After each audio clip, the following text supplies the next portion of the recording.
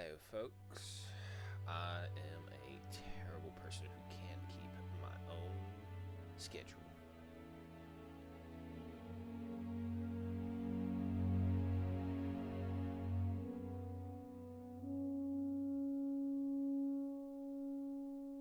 Ah, shit. Is it still on Rome? It is.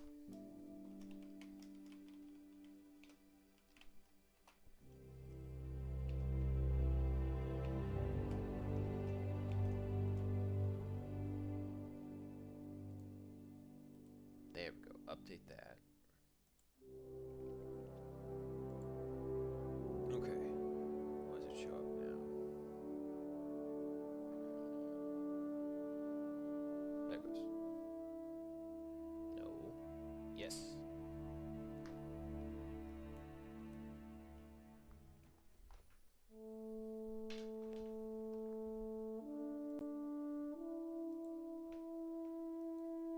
Switch out to this. And of course, the freaking thing is broken. I don't know why it won't just fucking stay. Lock the source. Sure. See if that fucking fixes it. Okay. There we go. I. That's all I can do right here, folks. I apologize. I missed the first part of the stream. I do not know what is up with me on Wednesdays, but I just sleep those extra 2 hours. Even though I'm woken up, even though I wake up, I do all my things. I make the mistake every time of like just laying back in bed and covering myself up. It's like, I'll wake up later. I have the alarm set. I fucking sleep through the alarm, so it don't matter. Anyway, into Hirschfeld we go.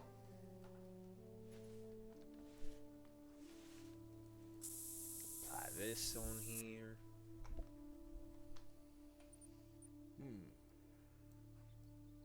Okay. We do not have one that is closer. Right? I guess technically this one. Alright, so what we'll do, we'll fast travel to this one, and then we'll hop over to the other places now.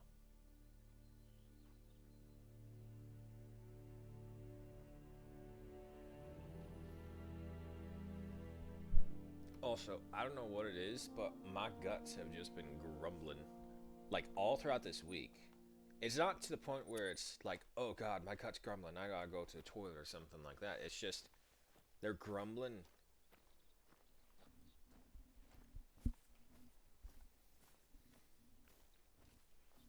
What time is it? 7:34. Okay, we're fine.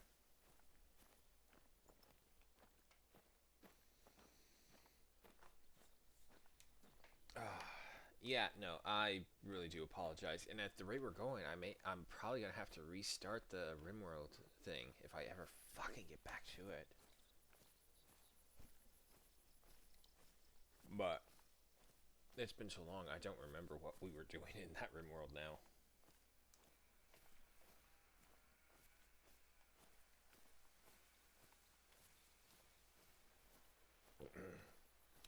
In other news, I'm able to actually watch movies through the stream on Discord. I know, technically you're not supposed to do that, but shh, don't tell. No, it was more so I wanted to test to see how it works. Would they like immediately flag it as like, oh, we see what you're streaming through here? Because I don't fucking know. Sometimes you think that they're super anal about security. Other times you realize like this door is open. Yeah, so no, you don't understand. This security door that opens you up to so many things is open. Yeah, I saw so some tracks in that area earlier this morning. Hold on, I'll send the coordinates. that's what it feels like basically.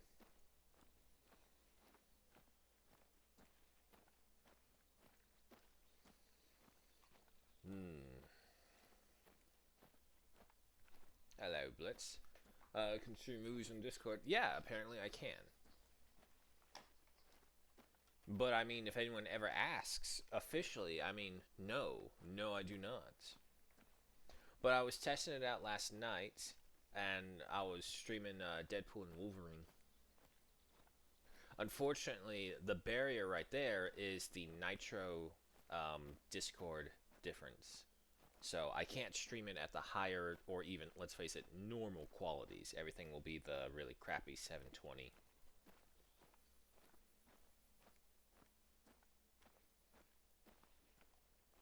Oh. So level 7. I think it's just him. Usually there's 2 males.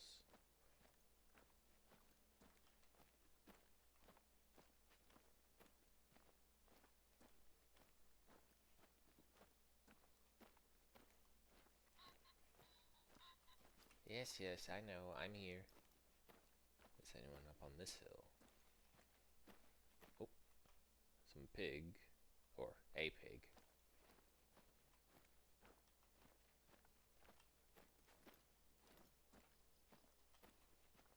And you're not stopping.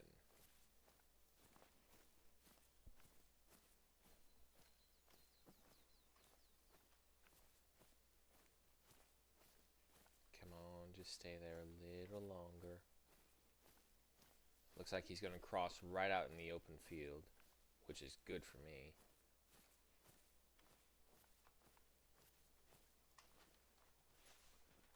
Set to 150.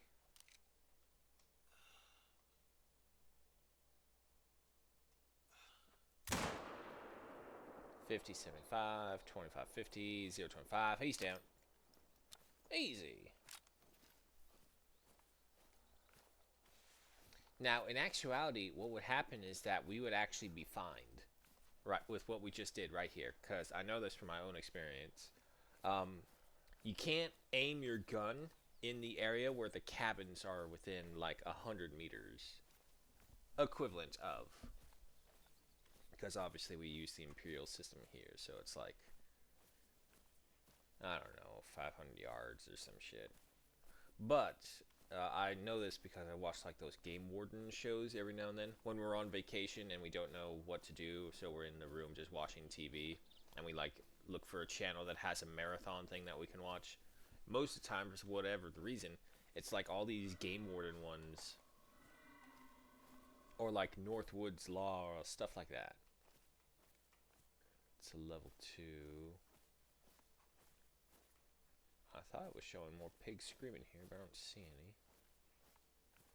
Either way, you're not supposed to have your gun pointed towards where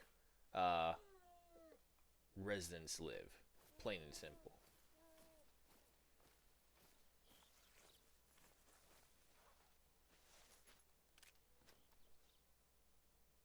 You can go. It's okay, fallow.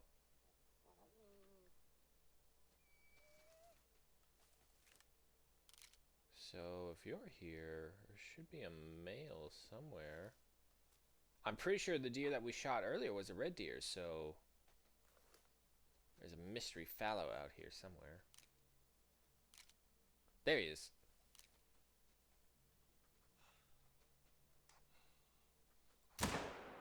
One shot, one kill.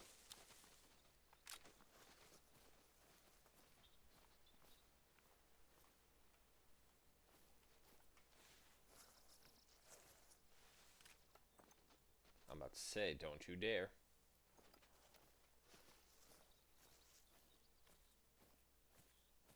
Okay. Dog. Well, nope, there's my red deer. My fallow's somewhere over there. Hope I see a predator becomes a prey moment with you being hunted by wolves. Eventually. We just have to finish exploring Hirschfeld, and we'll move on to somewhere else. Ooh. 208.56 kilograms at 182.84 trophy rating with a gold stamp and 1,285 in cash. Double lung. Perfect shot.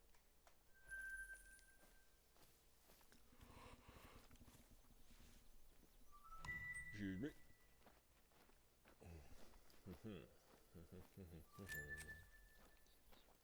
Technically, we don't even have to wait for the wolves. We can just wait for an aggressive pack of pigs.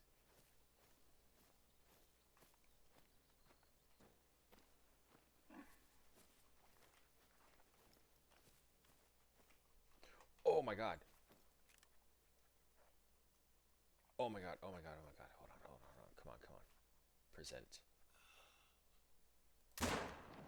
What? What? No! There was something in the way! Oh my god. Fuck.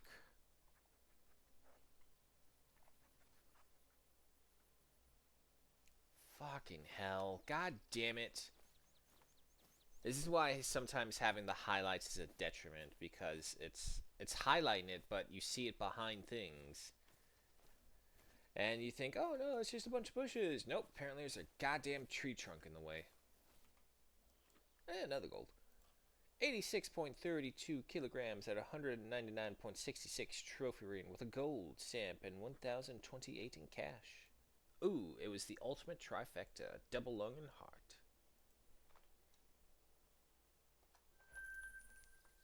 Stream category labeled as Rome 2. No, I'm seeing it as the Hunter Call of the Wild. Did you try refreshing? Sometimes that does happen. It takes a while to load in. Alright, well, we're going after that mythical. Or trying to.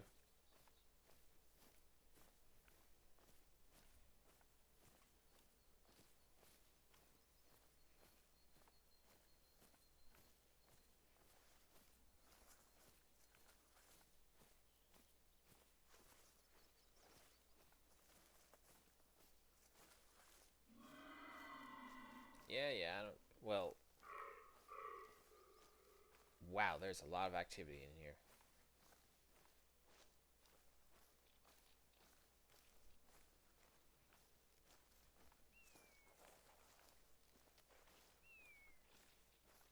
Want to try and have the hill advantage. Let's have the gun out just in case. I swear to fuck. Climb the wall. There you go. No. Have the gun out.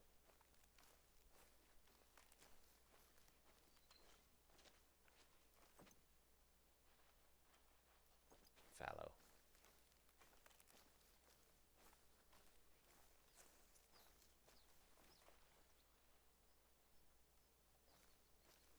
There's a bunch of things running away from me, but I don't know which one's which. It's a pig. It's a fallow. More fallows. More pigs.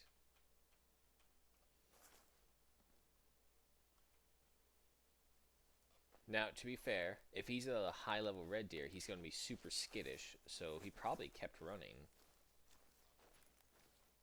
Let's try and get the hill advantage if we can. Can't believe we whiffed that shot. It was so perfectly lined up, too.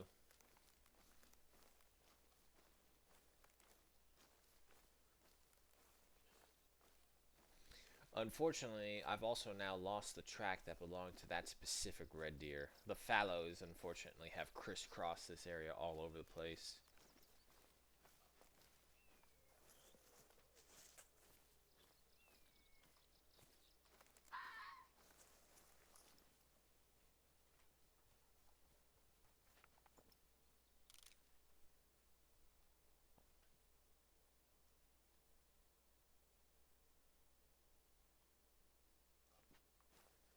Unfortunately, it's hard to tell if I have a shot or not. I don't want to make the same mistake again. Alright, but stay to the edge, because that mythical would be worth a lot more than that level 7 fox.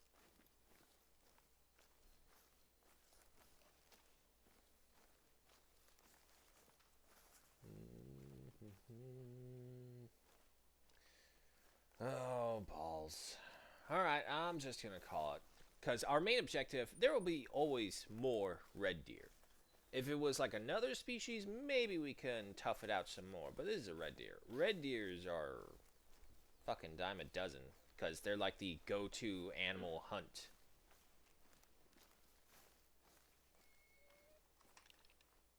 It's a female.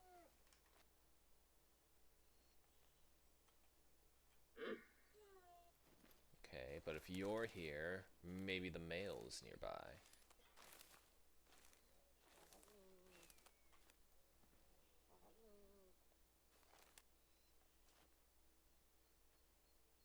brush is so thick, though, I can't see. Our only chance is if the male comes through the open areas, and maybe we see him.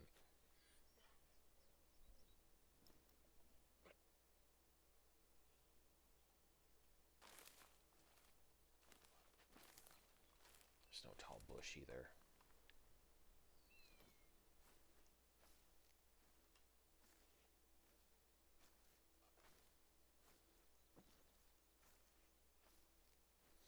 See, now they need to release the high-tech gear package that's going to give us a thermal reader.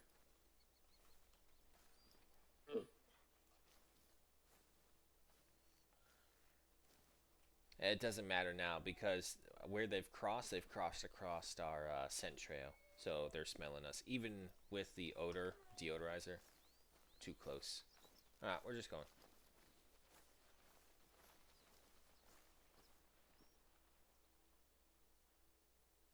Yeah, it's all females.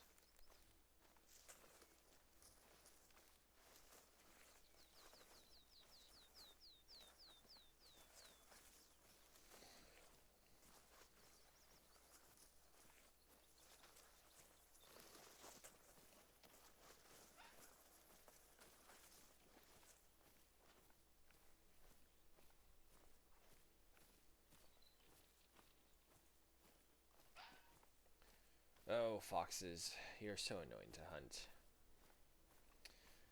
Man, if only that beginning one wasn't like, I don't know, I think it was a tree trunk. It could very easily have been a hill that he just kind of phased behind really quickly.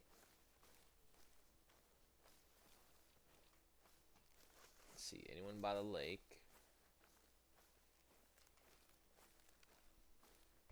Well, I mean, the good news is, folks, it's actually kind of warm today. And mind you, when I say warm, I mean 62 degrees.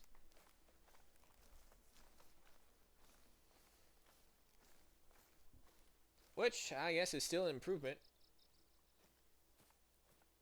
It says there's a red deer in the water. I'm pretty sure that's not the case. Wait, what was that? Nah, it's just me getting closer and the bush is changing.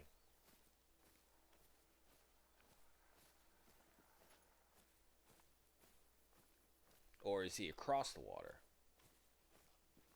No, I don't see anything.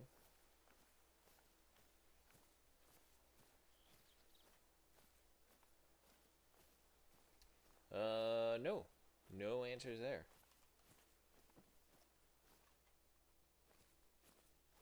Something tells me that's not the same red deer that I saw. Ah, well. Going by this. Yeah, there should be a crossing point right by that little tower. Yes.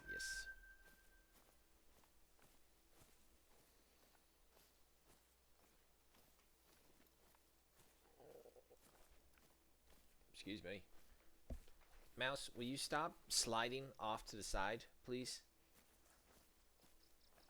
It's like, it's this weird thing. It's like, I love my corded mouse because I don't have to worry about wireless connections anymore. Because, let me tell you, I was once all into the wireless, but I don't know. I think I made a mistake one time and I bought two items that had like the same connection wavelength or whatever. And it was such a nightmare trying to get them to work. Because it's like both of them were trying to dominate the signal, and if one of them dominated too much, it would kick out the other one entirely. So I would have a keyboard that would work momentarily, but then when I'm trying to move the mouse at the same time, the keyboard would shut off. And then when I'm trying to click with the mouse and use that one, it will just completely stop my character from moving because the keyboard shuts off. So let's just say during the gaming era that I was really heavily into, that one was thrown out like pretty quickly.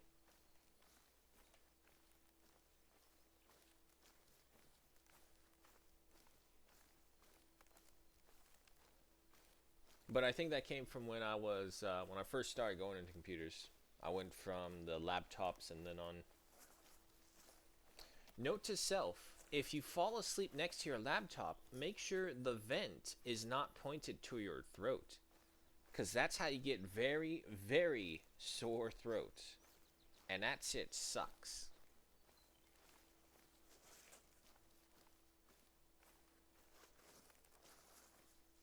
And then, of course, it doesn't help when your family's like, oh, well, you did something stupid, so you should suffer the consequences. But it hurts. And I'm a kid. Well, you shouldn't be stupid then.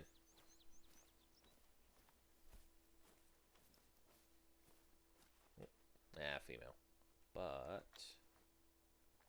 God. Nothing will be as impressive now that we saw that mythical.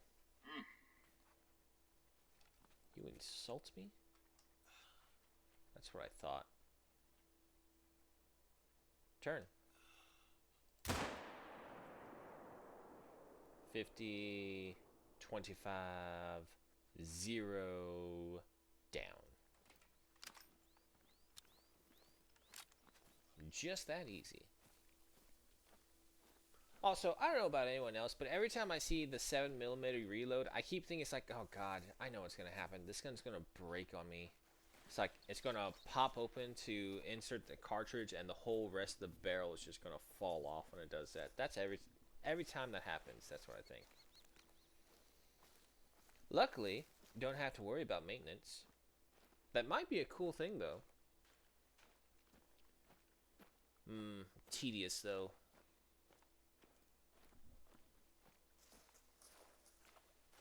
I guess if you want to like learn more about the gun, it'd be interesting if there was like a little workshop that the hunter could have, and then look into the gun gear. And like every time they do it, it's either it's like a bonus that you can get, maybe, or you know what, credits. Why not just some credits to like maintain your guns? And at the same time, it can teach you weapon safety and how to dismantle and repair these weapons. It's just a thought and an idea. So we hit up here. It looks like we're going up a little hill.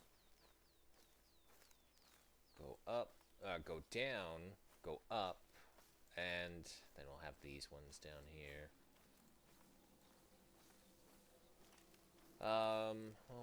Yeah, we'll fast travel back to there, get these two, and then finish off Rottenfeld.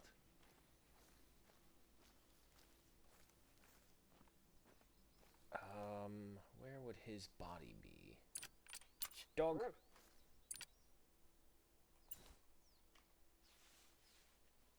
you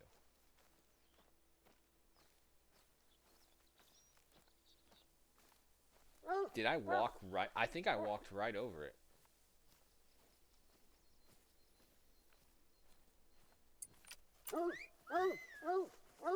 Alright, good dog. Yeah, silver. 181.82 kilograms at 106.27 trophy rating with a silver stamp and 1,268 in cash. Not bad. Alright, real quick, guys. Sorry, I gotta go to the bathroom. Be right back.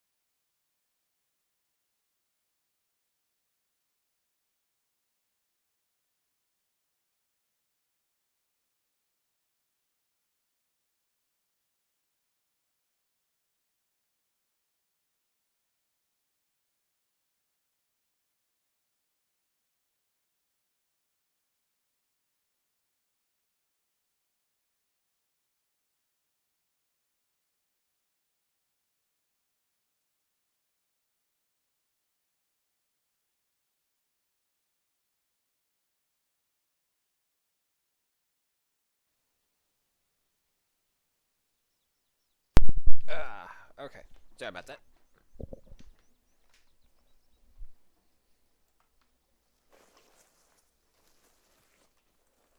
There we go. Excuse me.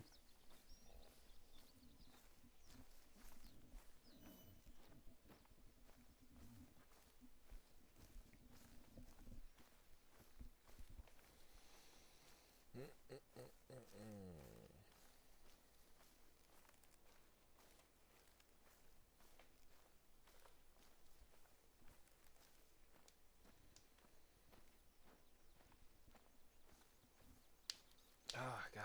Wednesday already, folks.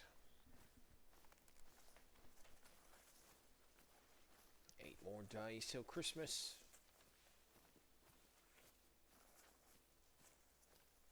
Um, Streaming wise, for said Christmas week, very obviously, Christmas itself I probably won't be doing because I have Christmas to deal with everyone. Christmas Eve, maybe, as long as nothing too crazy or stupid happens over here, everything should be fine. It's early enough in the morning, and as long as I'm not called away for anything, I should be good. Well, there was something up here.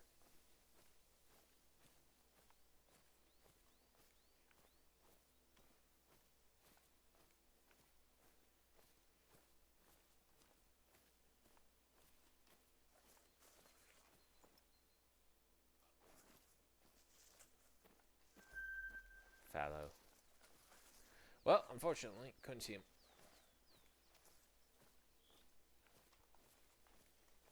But I always do wonder with like moments like that what we just had, how many times has someone possibly come across a high level animal, not even realize it because they can't even see them? Crest the hill, see the tracks, and like the tracks don't really tell you how big the animal is aside from weight. But as we know, weight can vary so greatly compared to what the tracks actually give that it's not a great way to tell, oh yeah, this is a big animal to compared to some of the other ones. Because it's not just the weight, it's the size of the rack as well.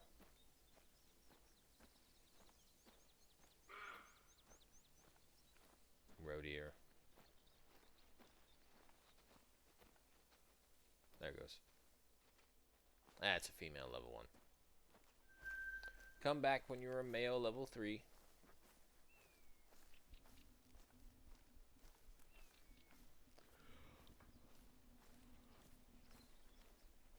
Oh, excuse me.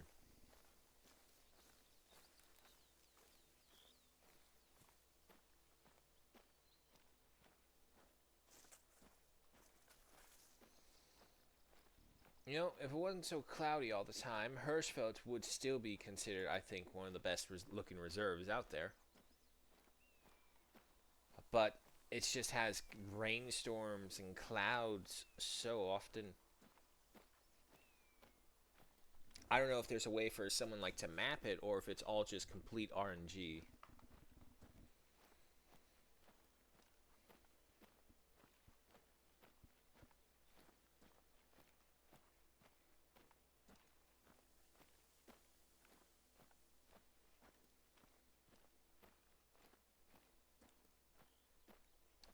And great rocks of mystery, reveal to me thy secrets. What do you have?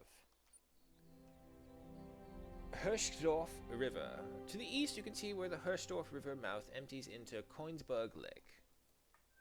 Okay.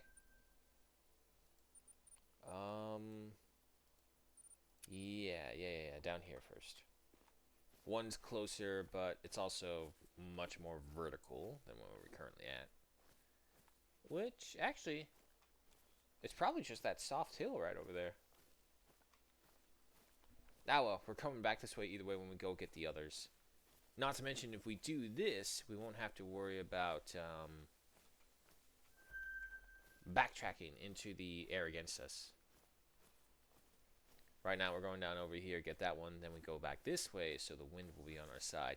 By that time, probably all the animals will be scared as we pass through here, so we'll see if it leads to anything.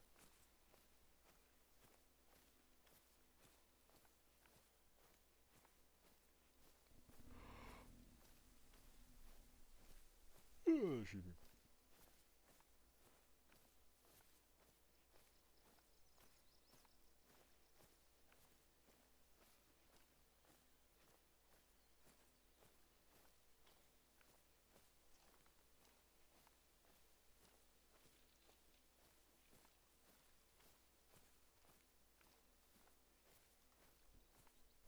And by the looks of it, looks like we're going into a little fog bank as well.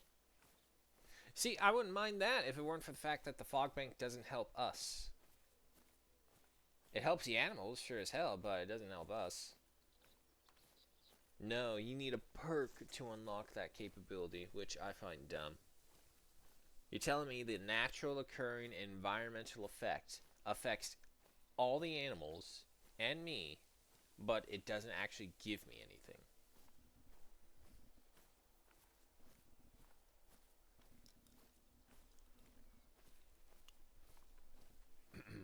Excuse me.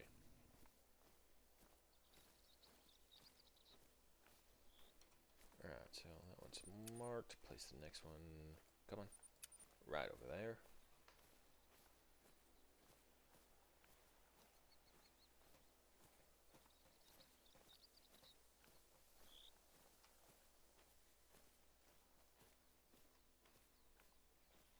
Up on the hill, this thick fog. This is where the bear from Prophecy comes to get us.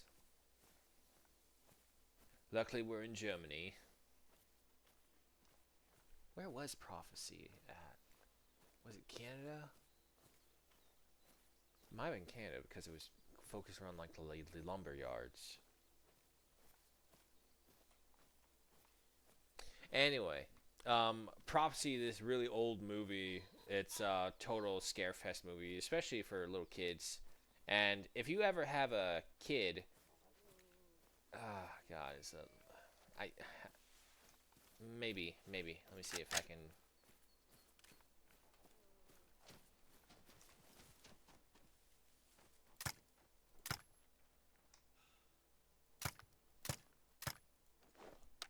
Nope. I can't do it with this thing. I need a shotgun. Look, I try, but it just never works. I'm not that good.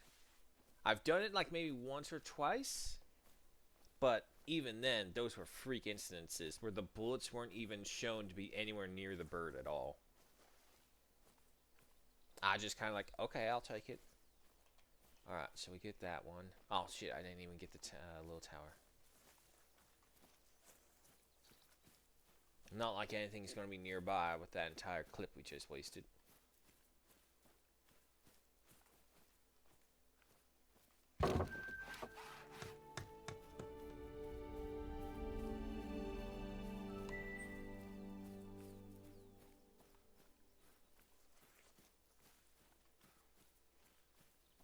But yeah, no. In Prophecy, it was like something going on with a doctor who's like a philanthropist, humanitarian, or something like that. It's going through the very rough times of Chicago and whatnot. And he was doing a bunch of paperwork on, I guess, like rat bite infection fevers or mutations that caused from the overpollutants or some shit like that, and the chemicals that the landowners were putting into the apartment tenements. And so he gets called by this lumber company friend. I think it's been a while, so don't quote me on anything just yet. But they get that, and they go over to the lumber mill to see what's going on, and they start noticing, oh, all these animals in the area are much bigger than usual. Because they pull out a tadpole the size of a dog. And of course, this is back before CGI was invented, so you know what they did? They created like an actual tadpole prosthetic, and it was fucking huge. And the guy's talking to the local Indian who's okay with the lumber mill because he's using the money to fund the educations of all the younger kids from his tribe. But the like young adults of the tribe are trying to stop the lumber mill because obviously it's their ancestral land and they're trying to protect it. And we're talking like the old hardcore fights between lumber mill workers and actual Native American protesters. You know, the whole chainsaw right to your neck and get the fuck out of my way. I have a job to do to make money kind of things. So, after all that, it does turn out later and later that they keep also hearing reports of people missing, a mysterious animal killing people, and crazy signs of a bear. Apparently, this bear was like 12 feet tall when it's on its hind legs. Most of the time, I think bears don't get higher than 8 or 9 feet tall when they stand on their hind legs. But in this movie, it was like a freak mutation because of the chemicals coming off from the lumber mill that they were using to treat the wood. Now, I don't know if any of you know what the lumber mills do when they have the rivers, but what they do is that they leave the logs that they cut from the trees inside these huge rivers or lake deposits, wherever they are, and they do that to soften the wood. And it's also just easier to transport them. That's where you get like those images of lumber mill or lumberjack workers riding the rivers down the logs. They would just stand on the logs and have like their poking pike just kind of push themselves along down the entire river, and that's how they would ferry the logs before they start getting major ships up there. Because obviously the terrain was so harsh, they hadn't fully put the infrastructure in. So they go through all that, and they just keep hearing reports, and in the meantime, it's showing you all these things happening from when the bear is attacking, and nothing will ever beat the banana hammock. Now, I don't mean anything involving your genitals, but there's this thing that we call the banana hammock because there's this one family. Yeah, this is the worst part. It's the family that you see is like, oh, hi, how are you? What are you doing here? Oh, well, I'm a scientist here to investigate this on Company Dime. It's like, oh, okay, well, we're a family here visiting here because it's such a beautiful location. And the little kid's like, yeah, that's really cool. I want to be a scientist when I grow up, too. Ho ho, random stranger. Good on you. They part ways. They don't. It's just a side character meetup, but it's like it kind of draws you in. It's like, oh, this is a family out on vacation. Next thing is this bear attacking them in the middle of the night. They're screaming, they're freaking out, they're trying to run, and it is not going well for them. But the thing is, after this, note by G. Yeager. This is mine and Eric's favorite spot in the world, G. Yeager. And mark that. Okay. Also reapply this. Come on. There you go. But anyway, so the kid has this sleeping bag, and it's just pure yellow, like banana yellow, and he's hopping around in this sleeping bag, and it's like a banana hammock. Now, mind you, of course, when we were kids, we didn't know what a banana hammock really meant. But we just called it that because it's all like, oh, look, he's like a banana hammock. Because he was a giant banana hopping around that was sent flying into a tree. And then, poof. Oh. That was a roe deer? That sounded like a fox.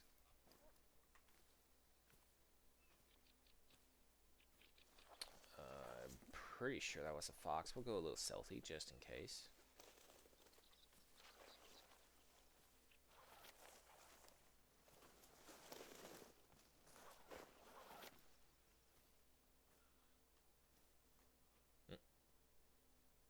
Hold on. I just saw something.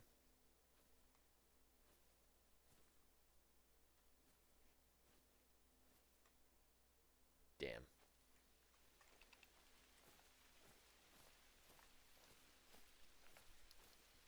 Ooh, maybe just stream that movie. It's old enough. I'm pretty sure no one will care. But it was, yeah, no, it was a very gruesome video that I don't think you're honestly supposed to show your 7-year-old child.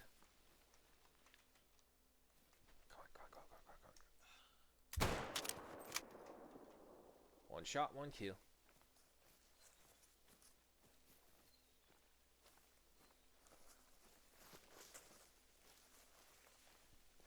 Hi, Gruesome. Welcome.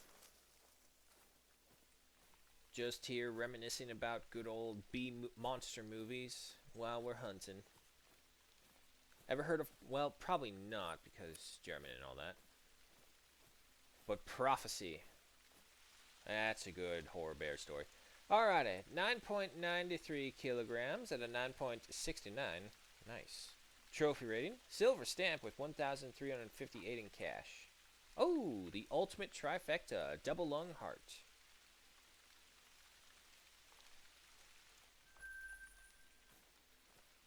Alright, we got that. And then keep going.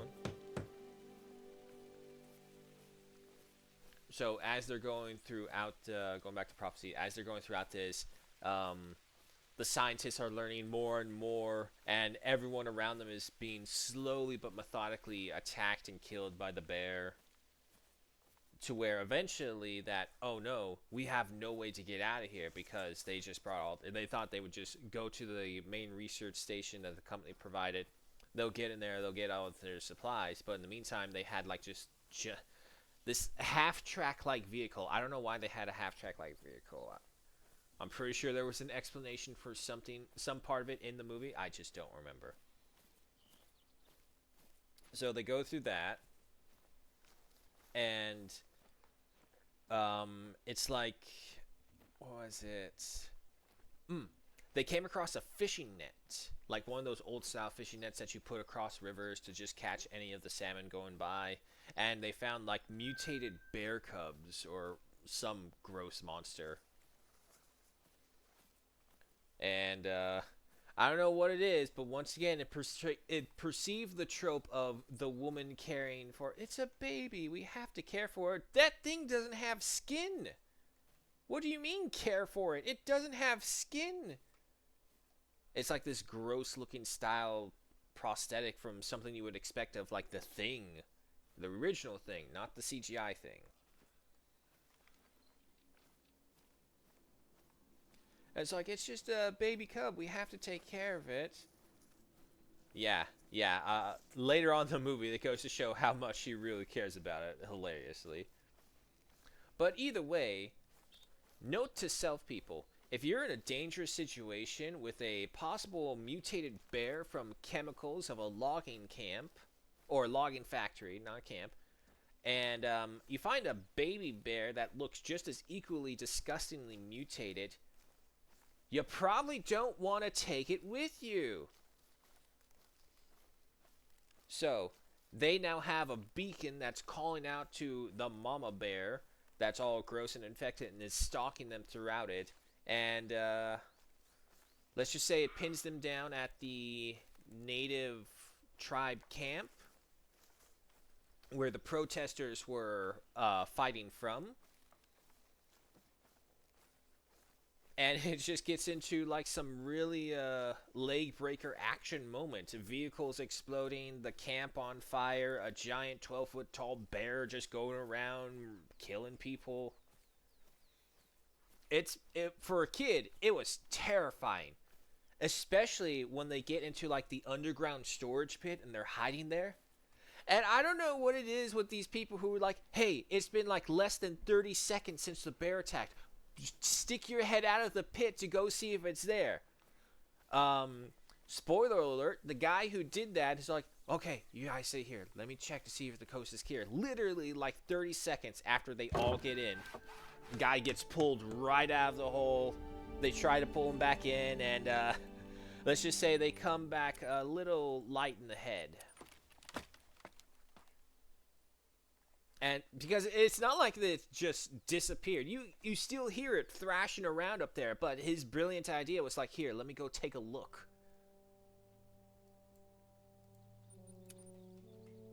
So, he's gone. And, so they wait until morning. The bear finally does leave. So they get into like one of the unexploded half tracks and they're running, but they split up because it's like, we can't make it out of here because there's no way to actually get out of here. None of the vehicles are meant for traveling over the rough country road that they were in. They were all just like the stationary research vehicles right there. So one of them, and this is the guy from the actual company. Now, here's another thing that you'll never see again in this trope. A company man who, when presented with the facts of what his factory was doing, was like, no, we need to stop this. We need to stop this right now. I don't want to die out here. And so he's all like, okay, We'll split up. I'll go to the company research station, radio in a helicopter because I'm the only one that they'll listen to. And so he decides to go on foot, and he's going around, and lo and behold, he finds a different animal. I think it's like a deer or something that is just as infected as the bear. Now, luckily, this deer is dead. However, the bear finds him, chases him through it. He gets to the research station, and it's got this shitty little chain link fence on it. It's like it's practically folding over at his incessant pushing trying to get in. But, movies are movies.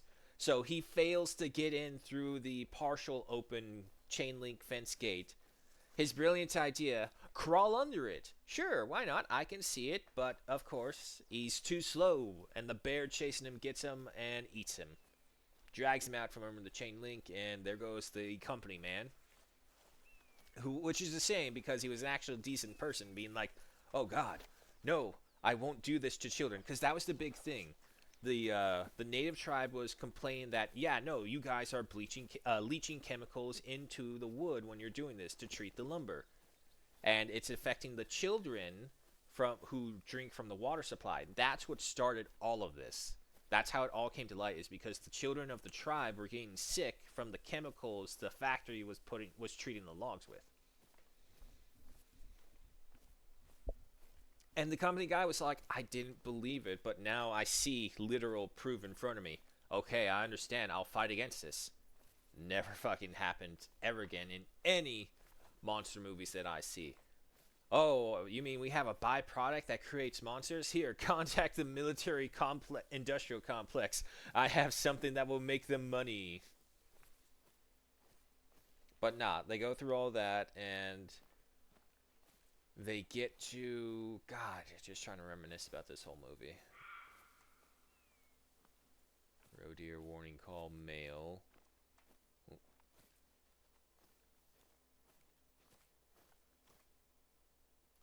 That's just a call. He's on the other side of the hill. I won't bother then. Anyone out here in the open, though? Nope.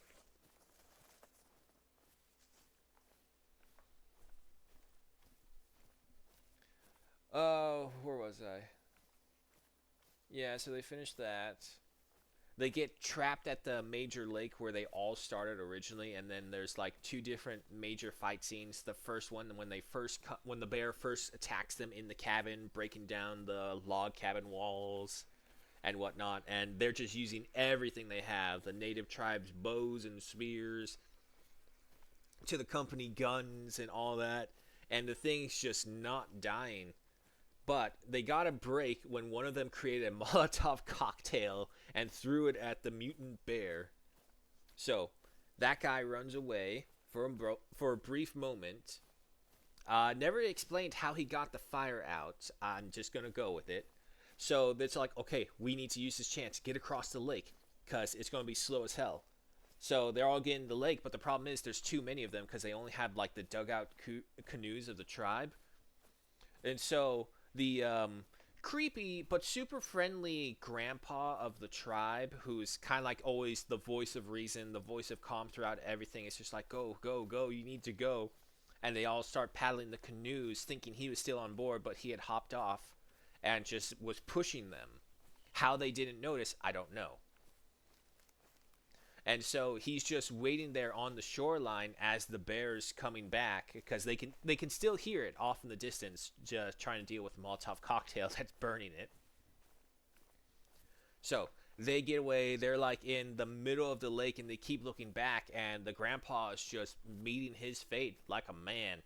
And he just stands there, and unfortunately, he does get ragdolled pretty badly. So from there, they're pushing the canoes. They're almost to the other side of the lake, and the bear follows through. It's just what's not scuba diving.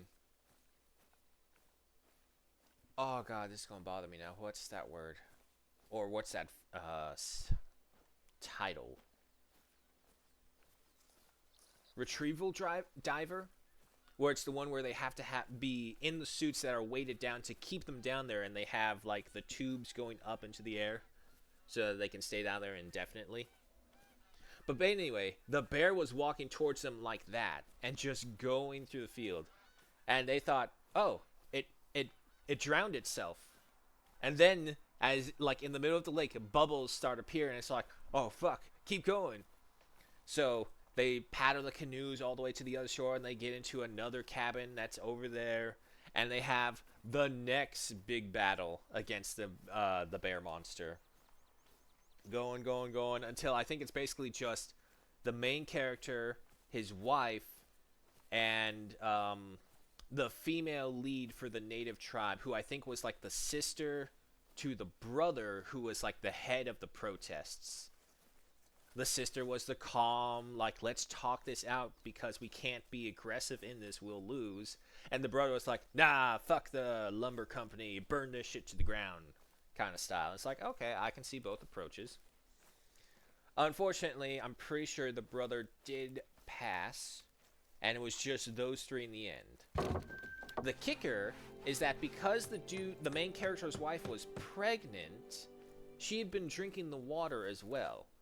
And that's where it's all like, oh god, what happened to my unborn child in me from the chemicals in the water? And that they just kind of leave it off on that to where it's not... It's happy that they escaped, but it's sad because something more than likely is going to happen to the baby in her womb. And as they're flying away, another bear pops up and just gives you a little jump scare at the end, and the movie ends. But that is essentially prophecy. Now, here's something that you should also not do with the movie Prophecy. You don't show your 6 to 7 year old kids, and you don't show it to all their neighborhood friends. Do you know what happens when that has? You don't see your neighborhood friends over your house anymore. My father had somehow been able to find a way to scare away all of my neighborhood friends from ever coming over again because they didn't want to watch Prophecy. And my dad did it intentionally too, which was worse. I mean, like, don't get me wrong, as a dad later on, if I'm ever a dad later on, that'd be fucking hilarious and I'll totally do it as well. It's a good way to see who's your friends, put on a scary movie, and see who comes back afterwards.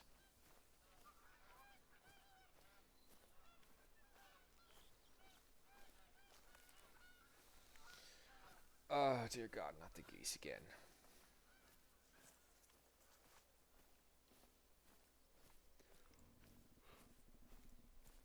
Excuse me.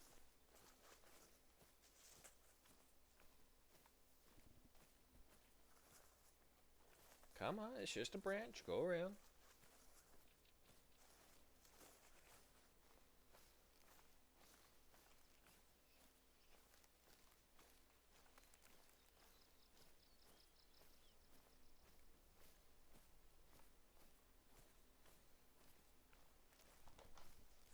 Yeah, no, I miss old sci-fi B movies when they actually felt like they tried. Like, don't get me wrong, a lot of them is like pure nonsense. Why would this ever happen? And it's like very, very broad strokes of like, okay, I can see this occurring. My favorite one was oh god, it wasn't called Predator, but it was something equivalent of, and it had the guy who plays as, from Breaking Bad, the chicken guy. Oh my god, I forget his name. It's going to bug me now. But there was one of his oldest movies was involving him having been a mad scientist who helped create a dolphin shark man. Yes, that's right. Look up that actor, and one of his first movies was the creation of a bee monster movie where he is the scientist who helped create a dolphin shark man. The fact that such a high-profile actor now, in TV series, was in such a B-rate movie is so hilarious to me.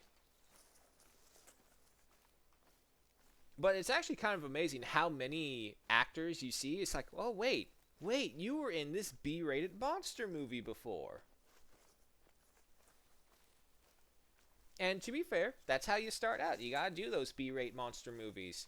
They have to be good B-rated monster movies. But then afterwards, it's all up to you. Because let's be honest, some of those B-rated monster movies are rated B for bad. Just a plain old sign right there. Other times you get really good ones. And it's all depending on how you view it and how tolerant you are to stupidity. Because let's face it, that's what some of those are. Oh, maybe. Well, streaming a movie through Discord's one thing. Streaming a movie that has explicit scenes, I don't know. I'm pretty sure it would be fine. As long as there are no rats who watch it. The hour is upon us, folks, so if there's an advertisement, we'll just go ahead and hunker down for a second if I see it on the phone. This is a sheer cliff. Does not really show it on the map. Okay. But anyway, if I don't pause and there is an ad... Ooh, dear. Just give a shout out in the chat and I will do so. 186 to 228, 154, 196. That's not bad. Unfortunately, he's at a terrible angle for us.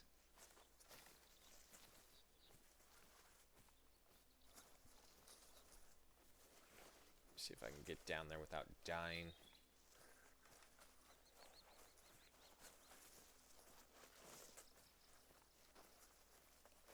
Problem is, the further we go this way, the more and more the wind direction may blow past them.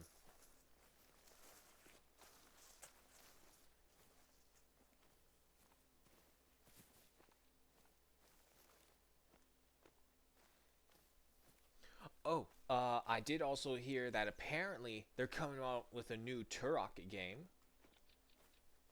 So that will be interesting.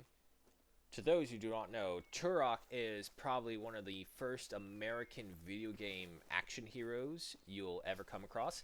And he's a Native American who was a special forces operator. Now, mind you, of course, there's been multiple origin stories. So the origin story I mentioned, which is the one that I grew up with, may not be the one that you're familiar with. But in that one, he was a special forces with the, like, an interstellar planetary defense force or whatever, and he was hunting his old mentor throughout it.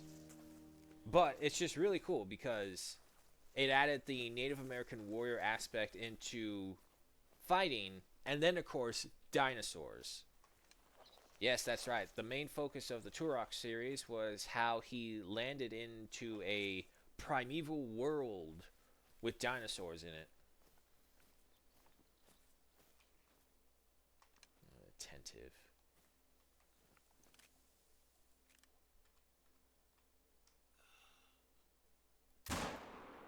Got him.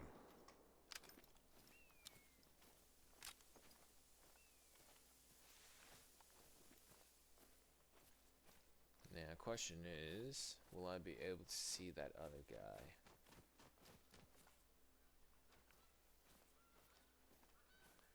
Oh, I guess they're delivering it to me. Nothing creepy about this at all. Oh, I do see the ad is playing right there, so we'll go ahead and hunker down as we wait for this little guy to float towards us.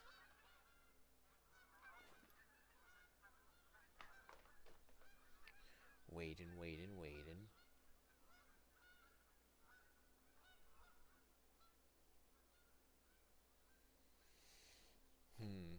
You know what? I'm curious now. Let me see if I can find that movie.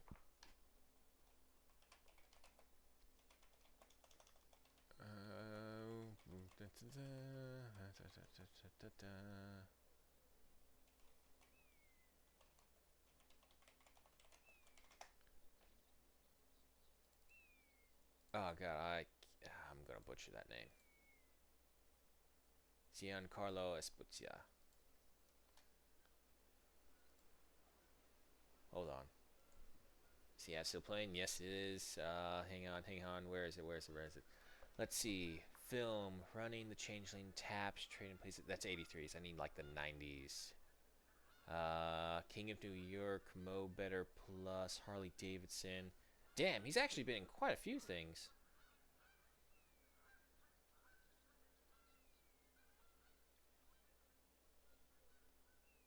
In the Face, The Usual Suspects. It looks like he's already got in the 90s. He's already going into much higher quality movies. It's in Twilight. It's the wrong Twilight. Oh God, what was it? What was it? Monster movie?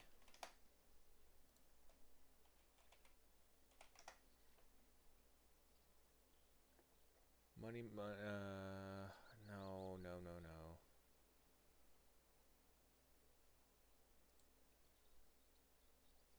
See it movie at Universal. What the hell was it? Was it The Changeling? Why is it showing me Chupacabra? No, this is bugging me now. What the hell is it?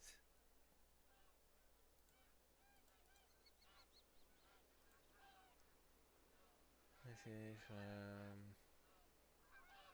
no. Monster movie involving a shark? Creature! Yeah, there we go. I found it. Not the miniseries. Yeah, okay. So, 19... Wait, it was a miniseries? What? I thought it was just like one whole movie. Oh, no, I'm going to have to look back at this. Apparently, it was a TV miniseries called Creature. I thought it was always a movie. Because that's how I always saw it. Rundown of the plot. The government creates a shark-human hybrid at a secret research base on a remote Caribbean island. When the creature escapes, the base is abandoned, and the inhabitants must deal with that monster. Sounds like the government to me.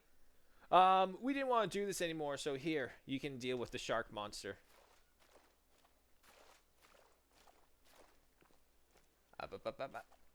Stop moving. 87.27 kilograms at a 199.34 trophy rating with the gold stamp and 1,153 in cash. Holy hell, look at that. A perfect heart shot. Alright, keep going. But no, if it's a TV series, then I'm going to have to look back into that then. I swear to God, I thought it was a movie.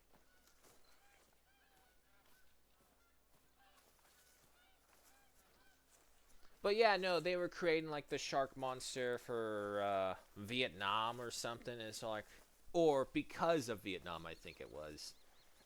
Because at one point, I think he was all like, "Man, if we had these creatures before, my friends would still be alive instead of having to trudge through the swamps of Nam or some shit like that." Is what he said.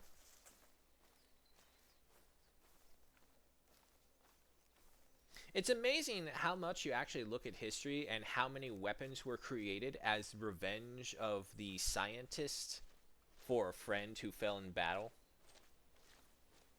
It's not often, but it's happened more than twice, that's for sure.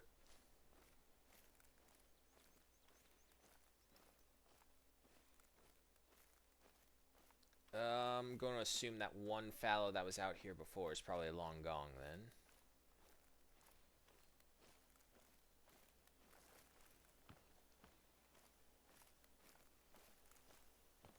I've tried hunting in areas like this before. Oh my god, it's so bad.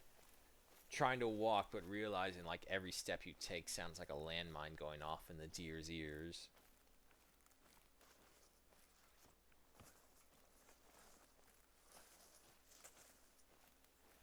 The wind blowing this way also doesn't help.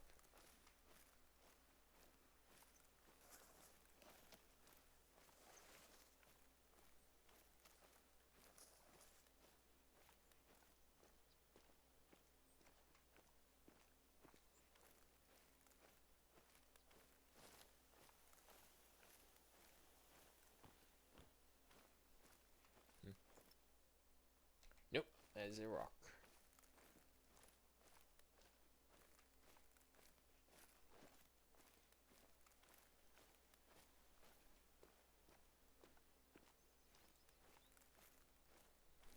So we're into Schornfeld, and then we'll see from there. No, no, no, no, don't run. A warning call. Of course the fox can get a warning call on me. And he's running. Okay. I just never have a chance with foxes. They disappear as quickly as they appear. And most of the time they only appear to tell me, it's like, hey, I see you. And then they leave.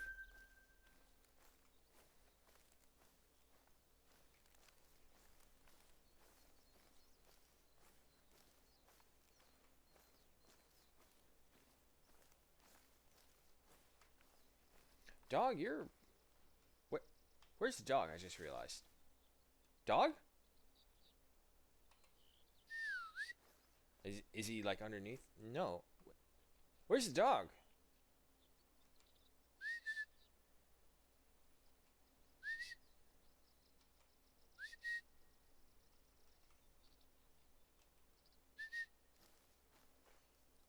Horror story level shit right here. Where's the dog? Something got the dog. Let's keep going.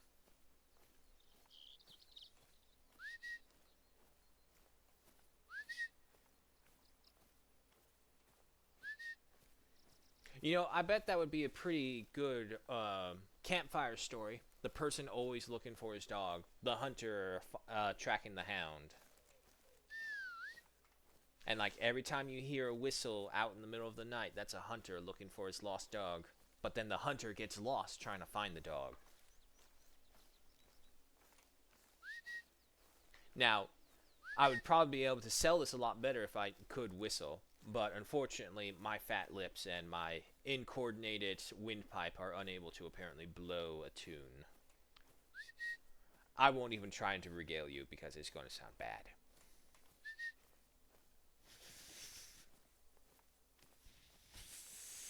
Nope, still can't do it. Oh god, I still gotta take a picture of... Oh, wait. Wait! Wait, I heard it. Hey! He's back! Hey, boy. Where'd you go? Give me your paw. Alright, you're not a doppelganger. But what if you are a spirit? Let me check your head. See me eyes? Lifeless. Yes, yes. This is our dog for sure. Come along, boy.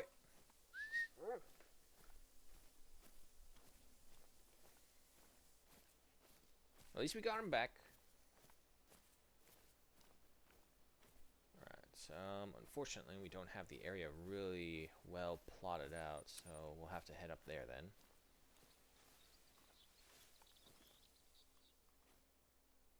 Anyone in the open? What? Nope, that's a rock.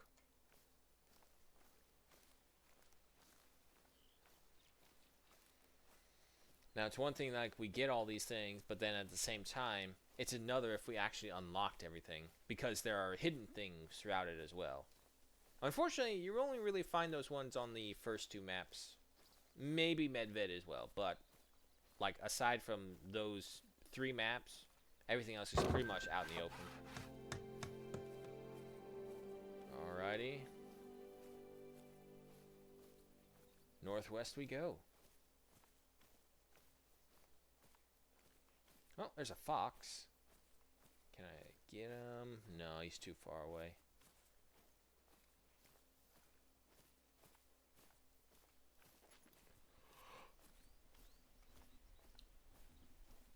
Oh, sheepy.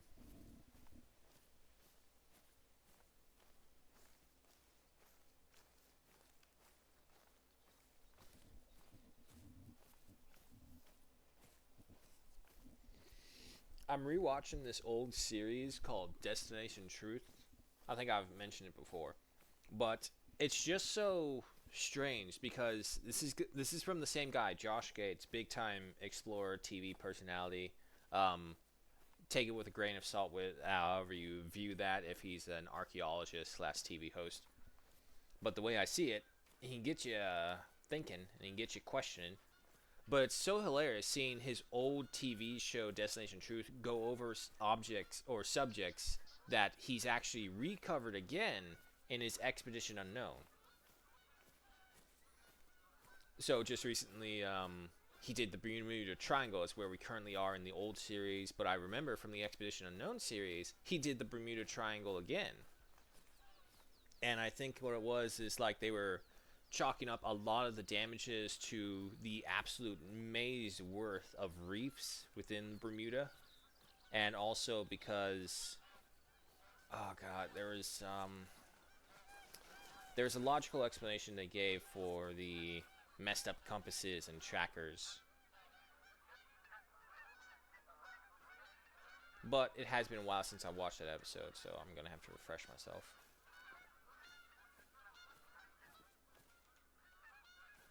Lots of geese. I've had my fill of geese.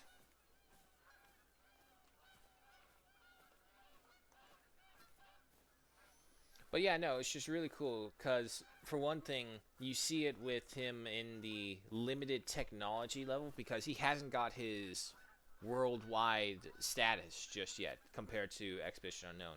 Because in some of the original Destination Truths, he's like held up by the officials at airports. Is like, what are you doing here? Oh, I'm researching this cryptid creature or this haunting in this one thing, because he was a much more paranormal researcher in the first series.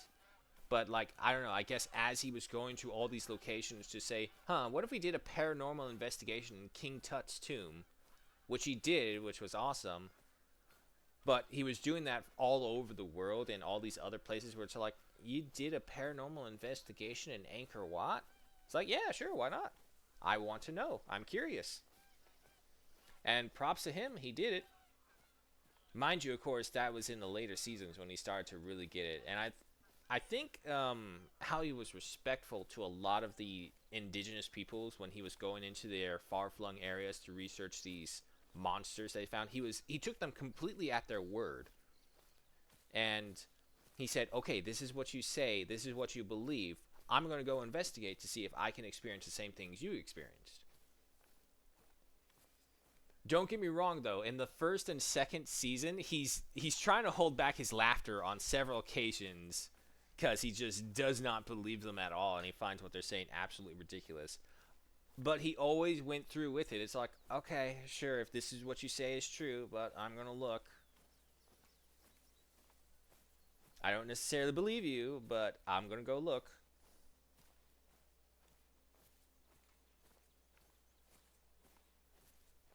I think the best one was he was in Thailand and he came across the quote-unquote professional ghost wranglers there. And it was just these two old women who took this stick with a red cloth on it, beat a bush into a bamboo that had a cut open side, and once they did that, apparently they had chased a spirit from the bush into the bamboo pipe, which they then sealed with a blessed cloth. And he's just standing there holding a piece of bamboo, and it's like, okay, so you believe, one moment, he turns to his crew, and he's just talking to them. It's like, so apparently there's a ghost in here. And he's like, huh, really? It's like, yeah, like, what do I do with it now? Do I let it go? And everyone's like, yeah, let it go. But then they're all like, well, wait, if they're saying it's a ghost in there and we let it go, won't they be upset? It's like, and it's just this weird, awkward moment. It's like, okay, I absolutely do not believe this, but I don't want to be an absolute dick at the same time to their beliefs. So it's like, I personally don't believe there is a ghost in here. But here you go with this ghost. Do with it if you will. I'm going to go investigate a crematorium now. You know, stuff like that. Come on, dog.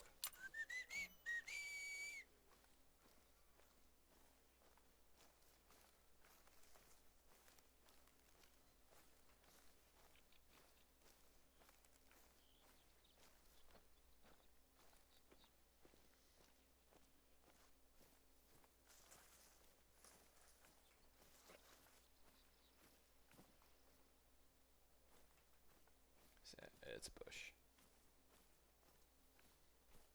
Well, there's a blind. Doesn't look like much else though. 12:26. Probably time for a lot of those animals to go for their like midday nap.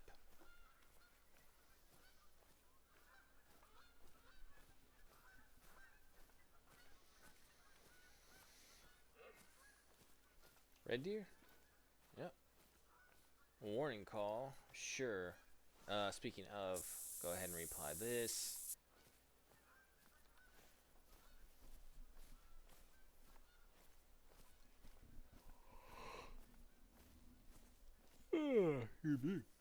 Oh yeah, that's right. I gotta check the lotto. The lotto is getting crazy right here. It's like $700 million plus.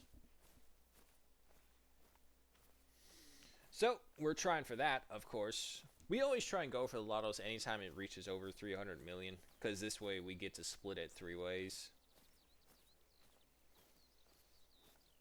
I think last we checked it, it was like something of 720 million. Last I checked it, I should say. But we did the math, and okay, first off, if you ever win money like this, never take the lump sum. Taking the lump sum is the dumbest idea you could ever do because they screw you over so badly with the taxes. So, although it's smaller, but it's incremental, that is increasing over a 26 year period. Just make sure you live that long, or at the very least, you have your lawyer strapped up to saying, okay, if I die before I live through my 26 years of being paid out, pay it to these people, or something like that. So, make sure you get that part done if you're old in age. Come on.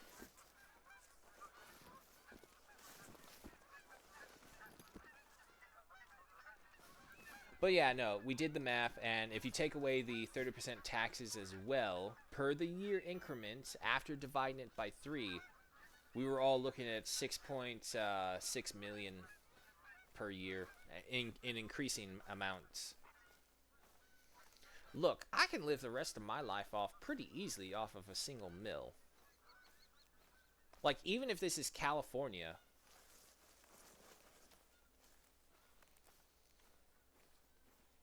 mind you, of course, I probably won't live in absolute luxury, but I also probably won't ever have to worry about paying for the house. And that would probably be the most important thing. Never having to worry about paying for the house.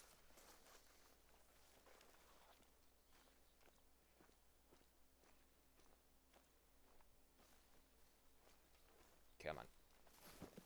Come on. There you go. But nah, even then the house is, I don't know, because at the rate they're going, they're just eventually going to price everyone out of existence here. Like, the only ones who'll be able to live in California are like either the absolute riches of the rich or the absolute destitute of destitute.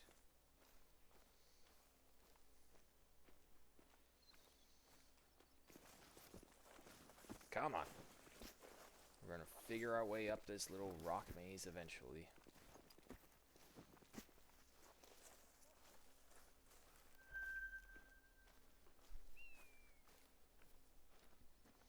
I remember hearing some people actually compare it to California as trying to bring back feudalism, because that's what it feels like sometimes when I look around. Reminds me of all those pictures that they show of old New York, where it's like you have oh god, I forget what street it was, but I was just watching it because I was watching the Theodore Roosevelt dramatized documentary. And he was showing like one of the first things he went after was like this cigar reform bill, where it's like the companies had to pay people for making the cigars in their own homes, and people, but in return, what happened is that the cigar companies stopped buying that and actually set up manufacturers for them, so they don't force people to work in their home to make these things.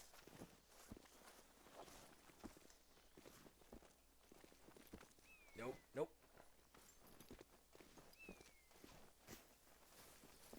Come on, we're almost there. We're almost there. Keep going. Come on. Nope, nope, nope, nope. You got this. You got this. Bunny hop your way. Bunny hop your way. Yes. Almost. Yeah, fucking made it.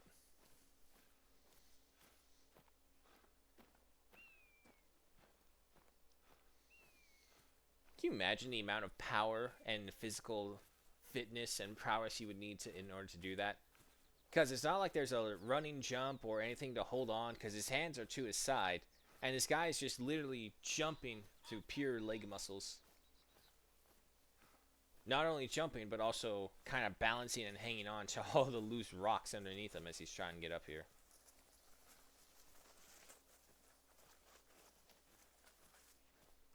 Hey. Hey. What the hell is this? My immersion.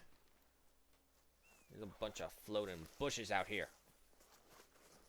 And see, this is what I also mean. Quality of life on the maps. You gotta keep watching is them. not only known for its good hunting grounds, there are some old bunkers here from the Great War. We often get youngsters out here exploring them, so keep an extra eye out when you're hunting around there, okay?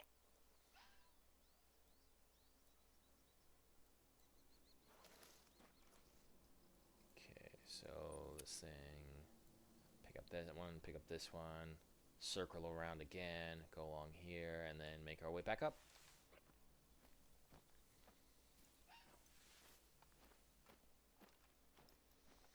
Yeah, unfortunately, this hill is mainly just filled with a bunch of foxes. That's always been my experience on this hill.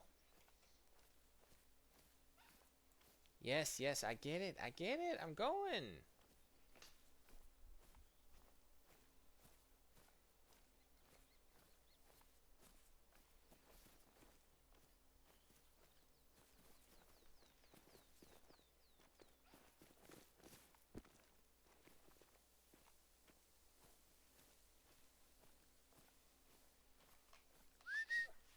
Ah, okay, I'm about to say, dogs, you get disappeared again.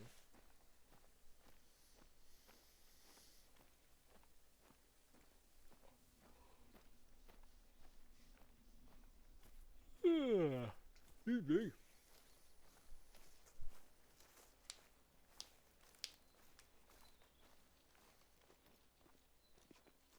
It's a female road here, we don't care.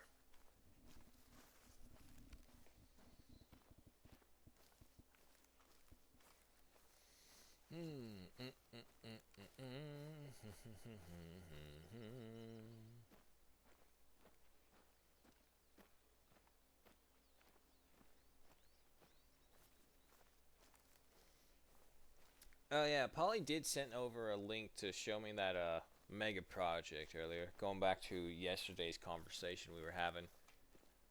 And that's good, that's good. Don't get me wrong, like I was saying, I think if you can find a way to efficiently make and expand the highways to where you just have the one thing, that'd be great. Less construction, less needed, or I don't want to say wasted. It's because it's not wasted. But time that could be spent on much more vital things aside from just transportation infrastructure probably would be more beneficial. Like I was saying, like I want to see one of those mega projects. Create a massive desalination plant somewhere and then harvest all the water and use that water to pump in for utilities, so this way we don't have to pump out the groundwater for anything. All the farmers could have all the fresh water they want for the crops, no issues. Stuff like that. Things that would solve massive conundrums for the general population. And yes, even here in the States, trying to make sure you have clean water to drink somehow is still an issue to worry about. Now, don't get me wrong, there's also personal preferences to where, and like stigmatism. It's like, oh, you're drinking out of the hose water, shit like that. Look, as a kid, I drank straight out of the hose water as well. But then the problem came when California started to recycle the water. And they only decided to recycle it so much before not just creating sterile water, but for a lot of the utility waters, like for the sprinklers in public areas, they used to recycle water. The problem is there's a bunch of fucking idiots out here. And so you get them like making tea from the water in the park, cooking food or shit like that. And it's like, what the fuck are you doing? You're not supposed to do that to begin with. So that was happening, and then they had to put up all the warning signs saying, warning, danger, do not consume the water. It has been recycled and retreated to be better for growing of the plants and whatnot. So basically trying to fertilize the water that they use to sprinkle out in public works and whatnot.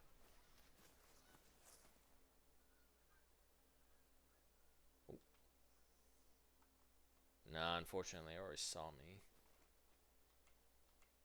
And it's a level 1 trivial male.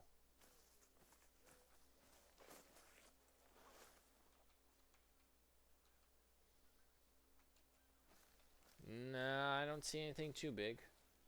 Let's see if they'll attack, though.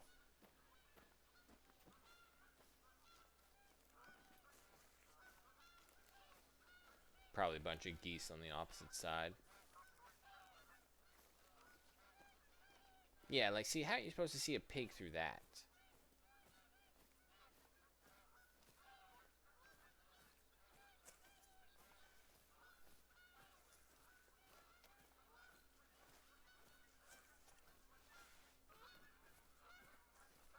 There they go. Yeah, no, it's just that level 1 male, so not too interested in these.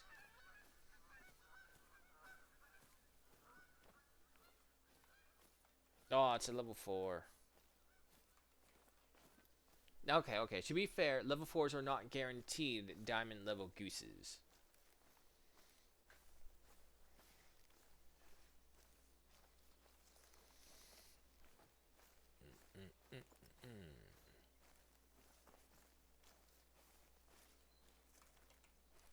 Right then, so from there, we'll hit up this one.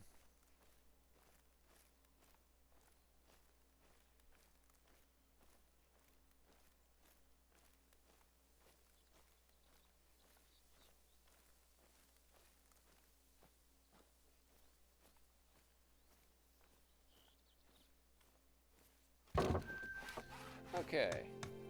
Next. Right into the wind. It's always into the wind. Very pretty, though. Yeah, I think this is one of the areas that made me love Hirschfeld the most. These gold forests with the leaves falling down as you walk through it. A shame that they actually do just kind of disappear after a certain amount of time. I mean, I get why they do it, because can you imagine having to edit in or render in all these little leaf physics? Probably float all the way down to the ground before they're just absorbed by it.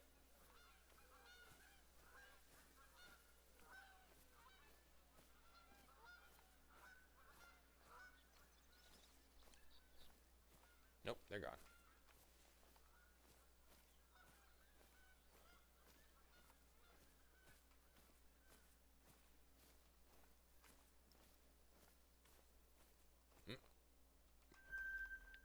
Red deer.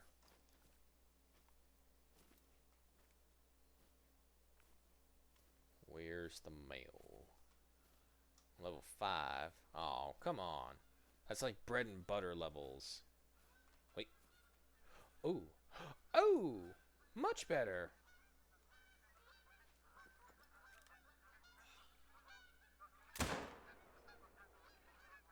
$50, $25, 0, down. Alrighty. Watch it be that that's the mythical that we missed all the way back in the beginning.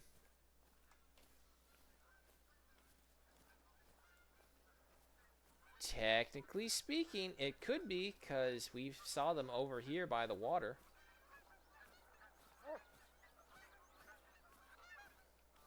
Oh my god, geese. Well, at least they're not attacking us. Can you imagine you're trying to hunt, you're being dive bombed by geese? Not a fun way to hunt. I love seeing those little videos of, like, even at like army barracks up in Canada or somewhere up north, and they have these signs that say, "Warning: Do not come through this way. The goose is active." And there's like just this Canadian goose on the opposite side of the door, just staring through it.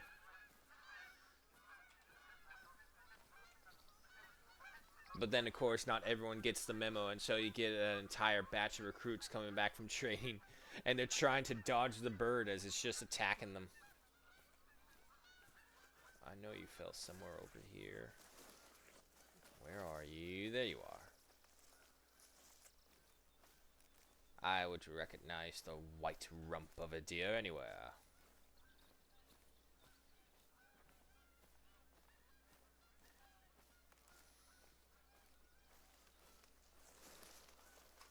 Look at yours. You got them crazy curved in ones.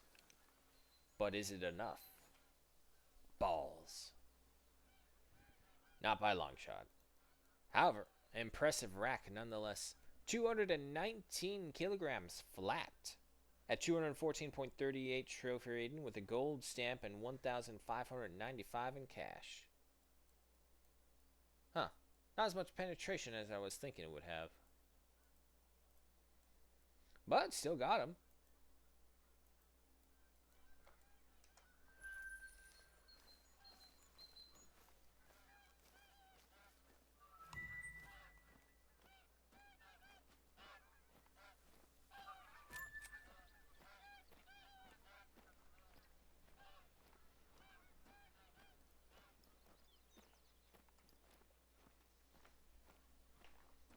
Oh, still no diamond though.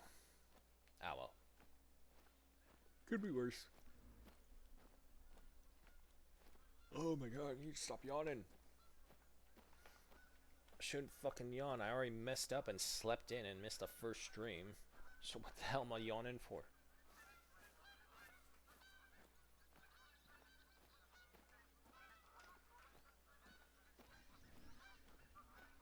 Yeah, no. For the Rimworld stream, I apologize. I don't know what it is with me on Wednesdays. Sometimes it can't be helped. Sometimes. But that's just it, sometimes. Okay, so we got that. We'll go for that one next.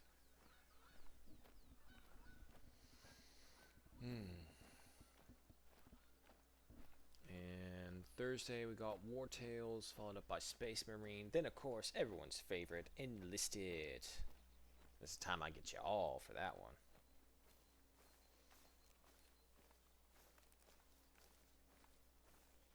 Dibs. Hunting tip. The field range next to this cairn gives you great lines of sight in all directions.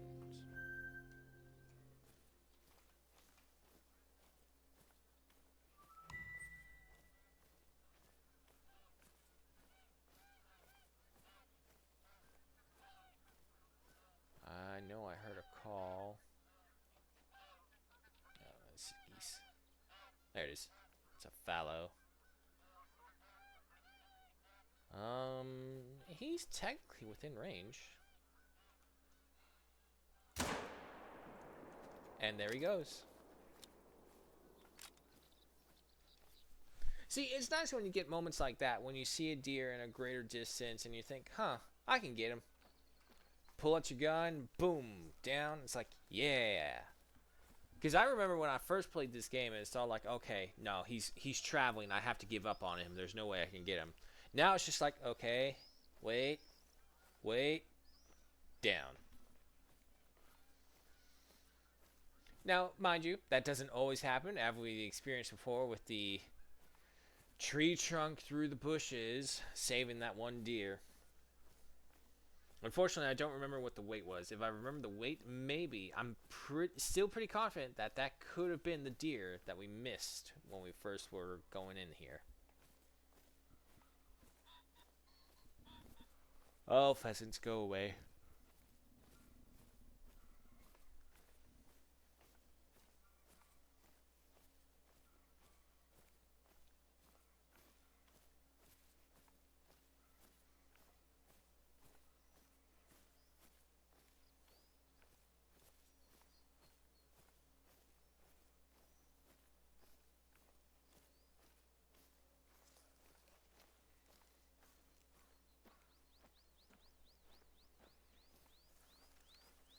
Oof. This is baby. Silver at best. 82.72 kilograms, 181.49. Okay, he was a high level silver. I'll give him that. Silver stamp with 1,163 in cash. Double lung hit. Perfect.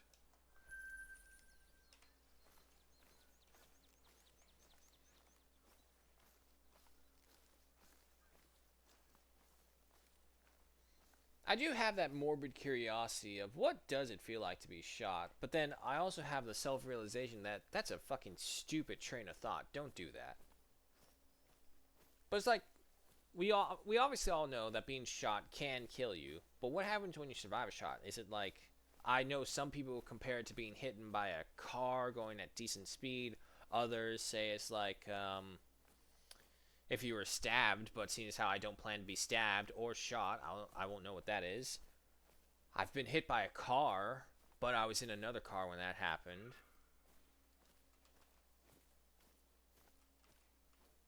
Yeah, it's a level 2. Turn 9 body. Double tap just to be sure, because I don't know if that first one was good. That's a pheasant, if I'm not mistaken. Yeah. No, keep going, keep going.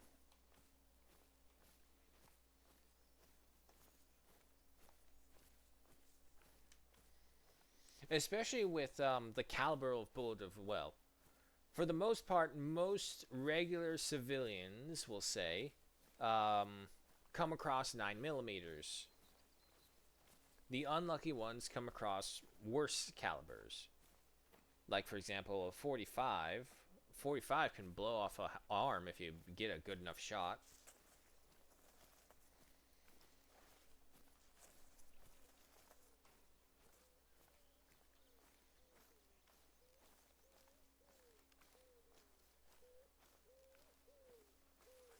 I actually do love that sound.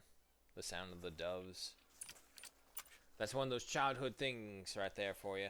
Because we used to have doves here. But instead, what does the fucking city do? The city decides to try getting rid of them. But they keep the pigeons and the seagulls. The doves? Nah, fuck the doves. Pigeon seagulls? Hell yeah. Let's make sure they're all safe. Where? Dog, I'm blind. Dog, there's... Oh. I'm about to say. 29.24 kilograms at 67.02 trophy rating with a gold stamp and 767 in cash. You kidding me? A gold roe deer only gets me 767 in cash? Okay, if you say so.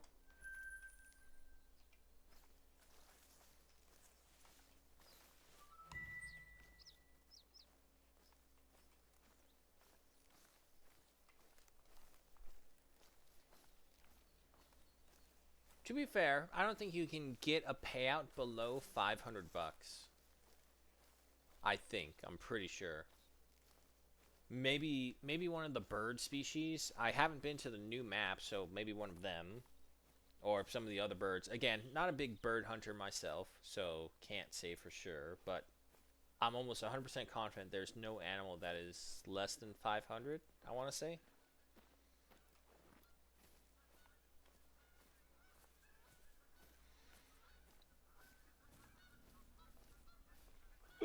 Excuse me.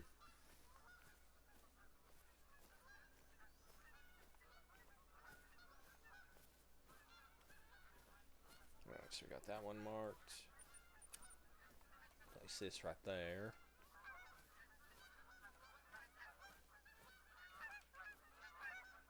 I hear them, but I can't see them.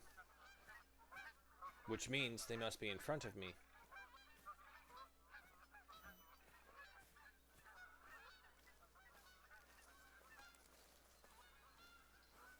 No, it's starting to disappear. Okay, I guess it was above me. Somewhere.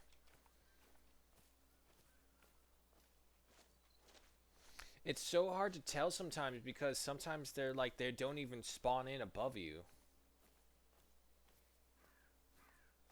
So it's like you just have this mystery group of birds that are just kind of appearing every which way. But then, of course, they never land. Or if they do land, it's on the opposite side of you. And it's like, okay, let me crawl over there. Somehow they discover you, so they fly off. But another group lands, but they land where you were originally. So you gotta crawl over there now. Another blind set up. What are we at? We should be pretty close, right? 55, 5 more to go. Challenges, that's right, I totally forgot to look at these.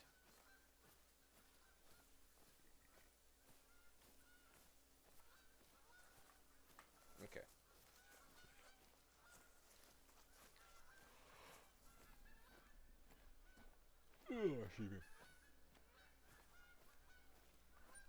Was there a community challenge, though? No, just weekly.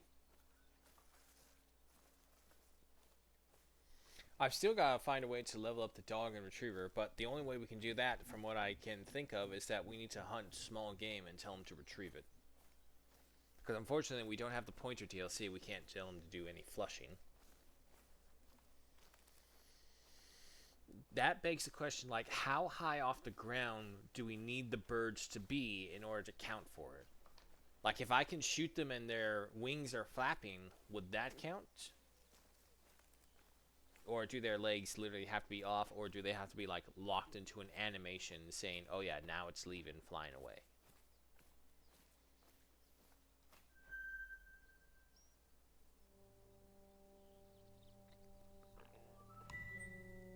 Oh, sure.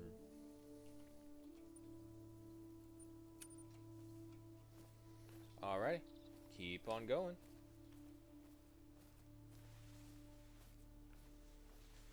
And I keep saying this, but they undervalue their musical score so much.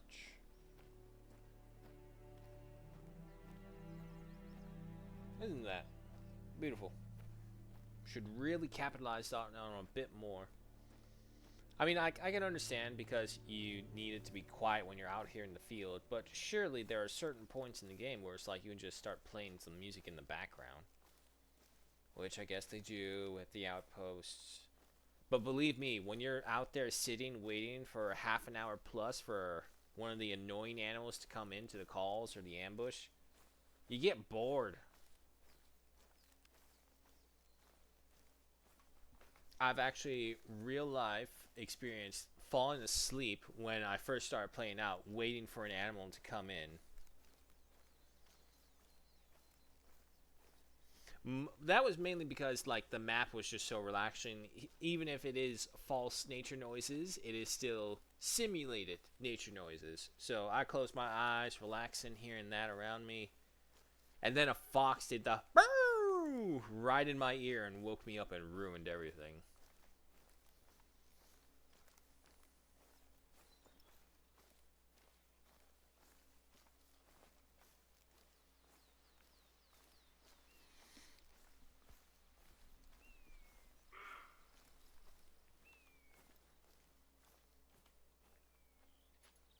Ah, balls.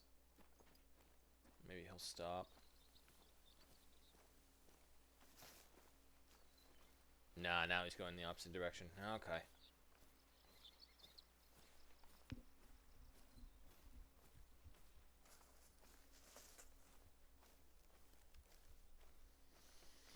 Well, I mean, we're lucky in the sense we were able to get everything out for Christmas. I still got several things to wrap up, but I have multiple days left. I probably shouldn't say that. My procrastinator in me is going to be like, okay, so you have more days left, which means save it all for the last second. What? No, that's not what I meant. That's a bunker. Wait. Is there anyone else around first? Okay.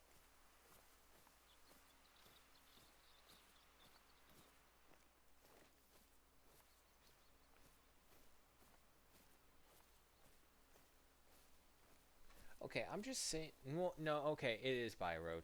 I'm about to say, it's like, why is there a bunker here that's just so out of the way? It's like one thing if it was like a command structure, but no, it's a legitimate bunker for defense. And then I saw the road. It's like, okay, I guess I can make sense. Assume like all the trees were knocked down at some point or another.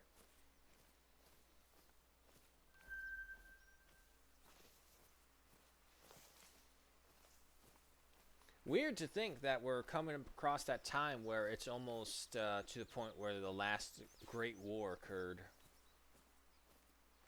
Let's try our best to make sure we don't have World War III but within the same centennial. That's all I'm asking. Let's at least have 100 years in between the last Great War. Our track record is not great. Schofeld bunkers. Hidden amongst the trees lies this bunker used by the Germans during World War One.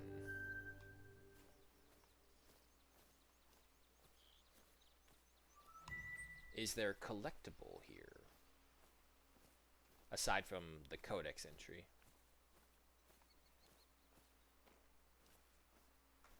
And also... yeah, we'll just go for that one.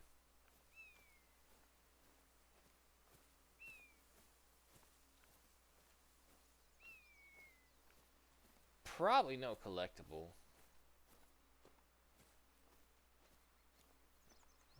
We still got one more. Unless there's like an opening somewhere that I can't find. But I'm pretty sure these ones don't have it. They're like just literally concrete slabs planted down.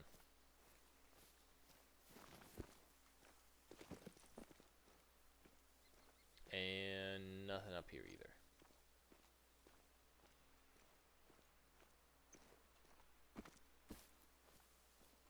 Okay.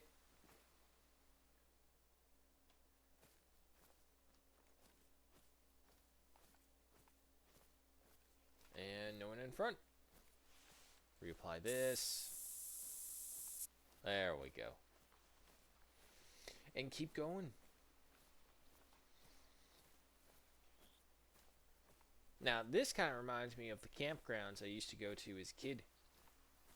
Family would all go out here. It's like where you get the tall trees just in these massive clearings. Now, before, I used to think really darkly, and it's like, did they salt the fields out here to ensure nothing grew? Because that was like the only way I knew before how to have like these random massive green patches in these really dense forest areas. You go back and look into it, and it's because a lot of people salted the area to drive out whoever was originally there. And it's like, okay, I don't need to know about this anymore. In breaking news, the dark history of humanity shows we were a bunch of assholes to everyone. And if you think you're on the top 1% that maybe you aren't, it just means the other assholes in your life are probably the closest people to you. Which would suck, really, if you found out.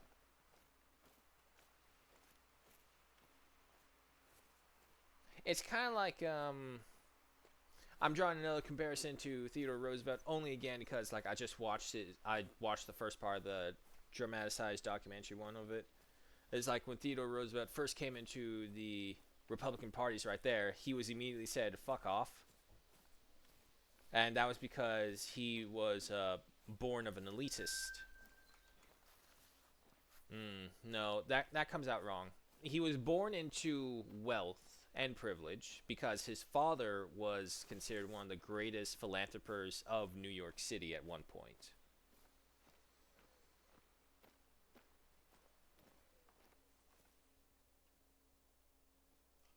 Oh, it was probably the dog I was hearing. But anyway, he expects to go over to the Republican Party first off, and the very first thing that he meets is through the dramatization. It's like two Union soldiers, and it's like, you ain't Republican, fuck off, boy. That is a bison. There he is. Okay, let's be fair. It's knockoff bison. The real bison are the American bison. These European bisons do not hold a candle to them.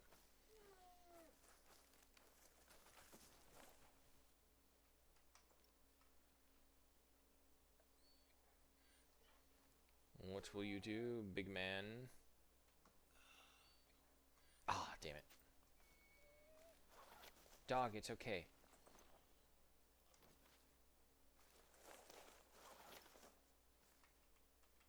That's right. Come on out. It's okay. Everything's fine. I can't tell if there's a tree back there blocking it. I don't want to have the same thing happen again.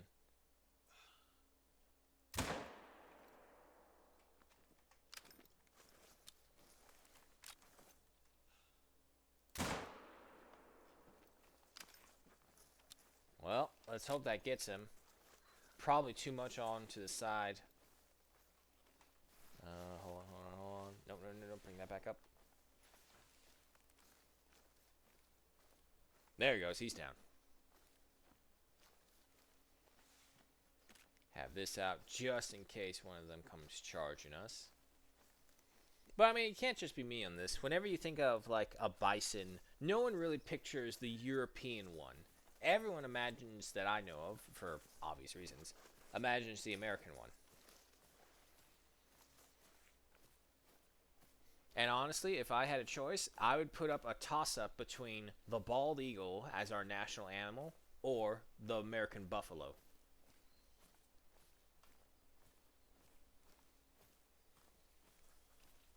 Okay, where are you?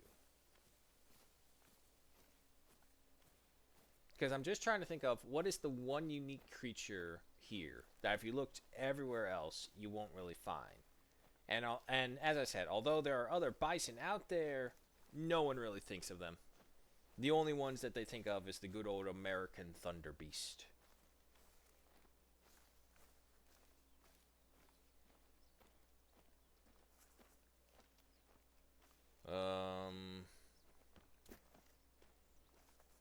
See a bunch of his tracks.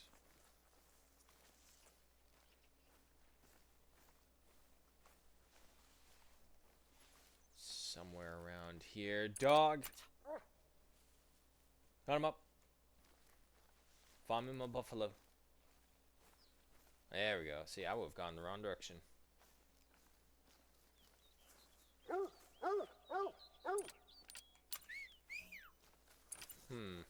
Can you retrieve the buffalo? Nah, it only does it for class 1s. Shame.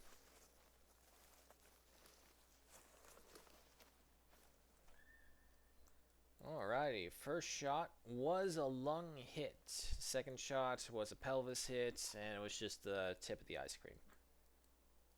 Okay.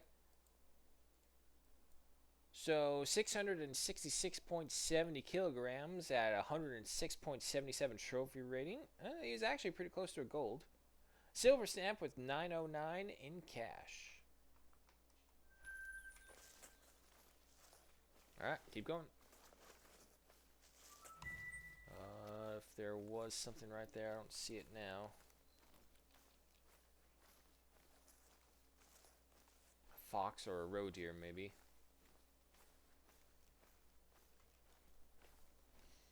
Because, I mean, for alligators, I mean, yeah, kind of, but at the same time, they got like Chinese alligators, and there's just too much comparison to crocodiles, really, to say, oh, yeah, that's an American-specific animal. Beavers don't count. Muskrats don't count. Salamanders don't count. Newts don't. Strictly American animal.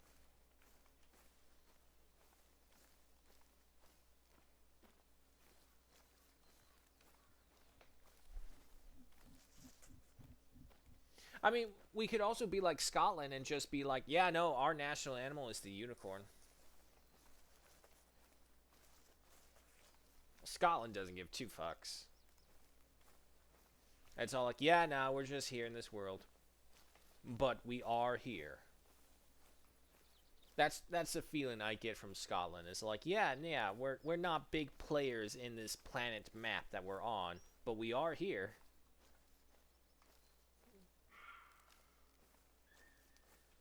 God, there's roe deer everywhere.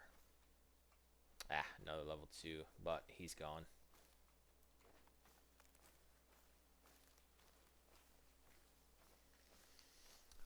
The next hour is upon us, folks, so if there is an ad and I catch it, I will go ahead and pause us somewhere to hunker down for a little bit. Or if it's not on there, do shout out in the chat and I will pause and hunker down somewhere either way.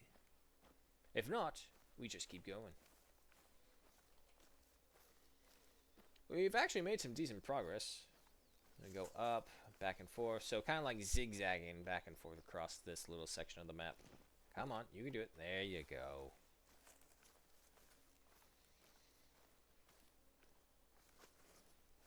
Well, I did kind of luck out last night. It's like I didn't have to cook dinner. It was fish night, apparently. The other family member who switches off with cooking apparently had the day off. So, yay! Now, however, it's not Taco Tuesday. It's Taco Wednesday. Tacos.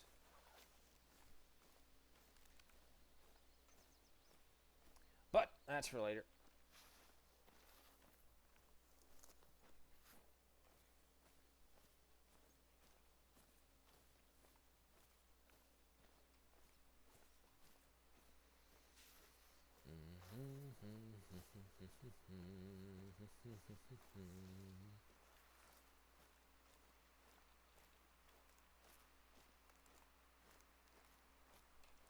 Okay, now we got that one. Mark out this one.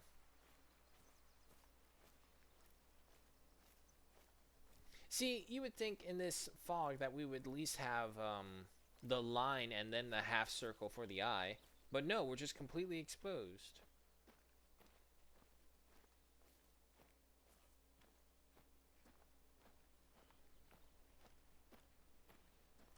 Dibs.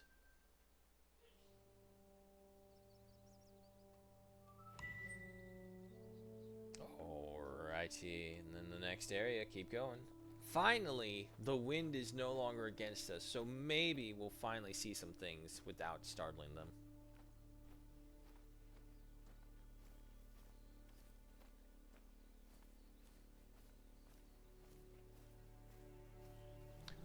For the Wartale sides of things, that's coming up tomorrow, I do not have the Skelmar invasion. It just came out, so they're not going to budge on that price anytime soon. I got everything else, though, so that'll be fun.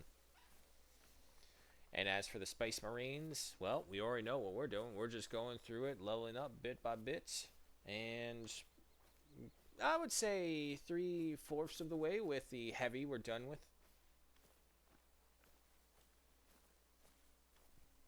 And again, I'm not going to lie. I was kind of not really impressed by that last mission. If anything, it was just kind of annoying because we were trying to figure out how to get the bridges to go, but we needed to stop a little beforehand.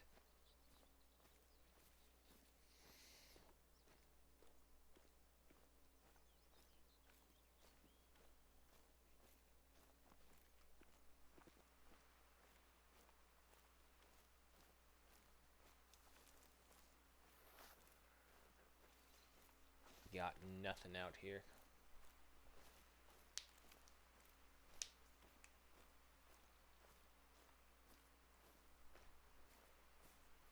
What's she saying? Hold on, I'm getting a text. No. Look straight, look straight. Another one? We were just there. Oh my god.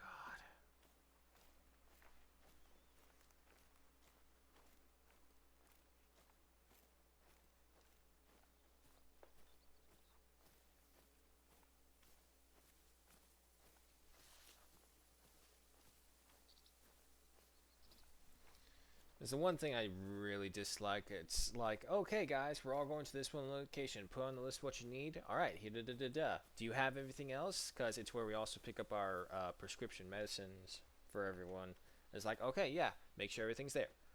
Okay, we went there, done, boom, all good.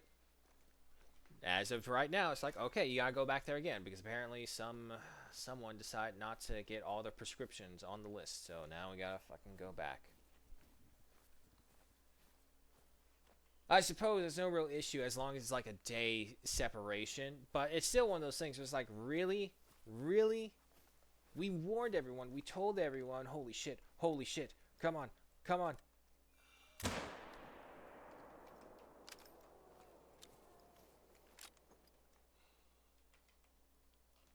Alright, he's going down, he's going down. I saw it, I saw the rack, I saw the mythical, I saw like, fuck, we gotta hurry. I didn't even have time to zero it. But we did get him, so hopefully we got a vital organ hit.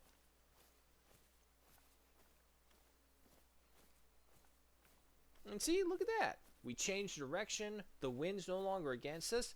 First big animal we see, a mythical red deer.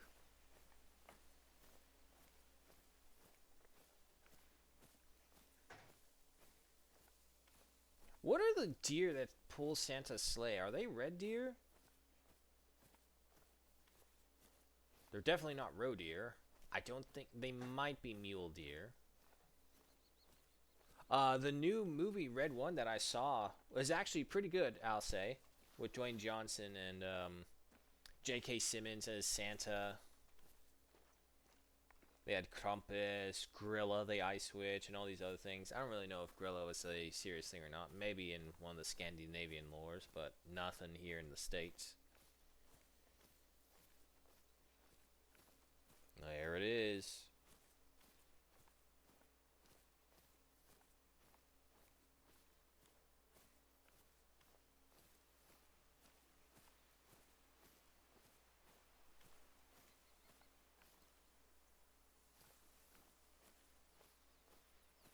This is the one where it's like, it's not the reach, it's not the curled in, but these are like what I call the hands racks.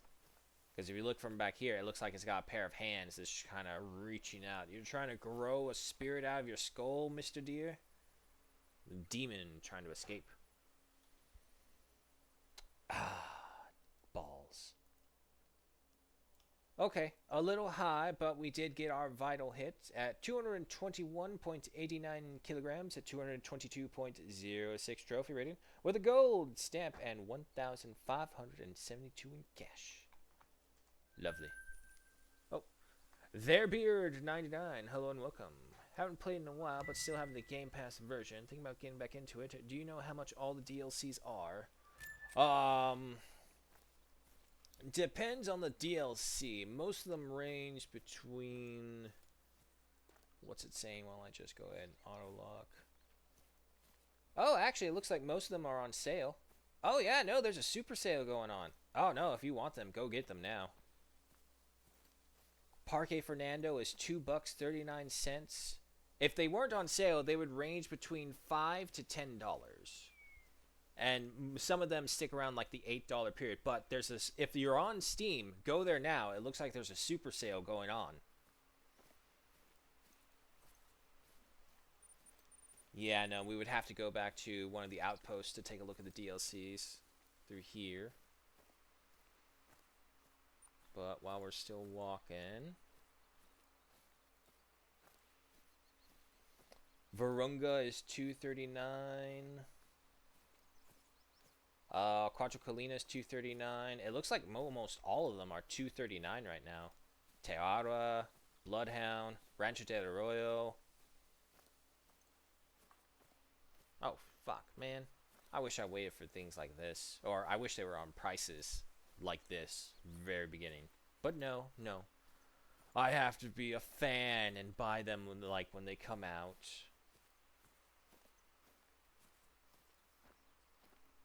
What you got?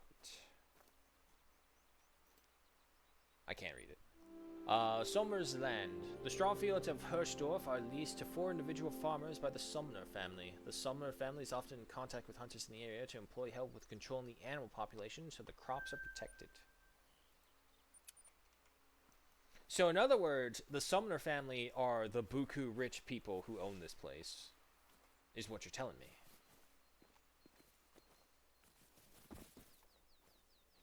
So yeah, no, if you just want to buy a bunch of DLCs, pop a 50 and I'm pretty sure you can get everything. That's not the new stuff. Oh, no, no, no, no, no, no. Easy. There you go, there you go. On the ledge.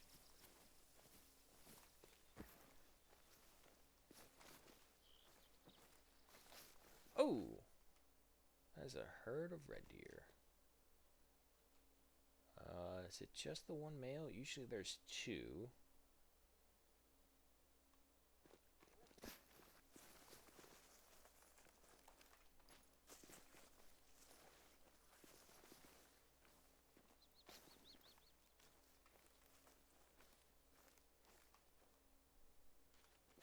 Hold on, set that to 300.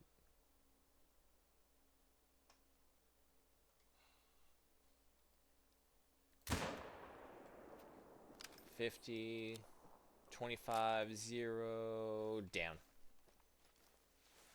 Yeah, it's really weird. Somehow the send your gun for 300 when you're aiming it for something at 200, you can still hit it, apparently. Mind you, it wasn't a flat 200, it was like 220 something, 230.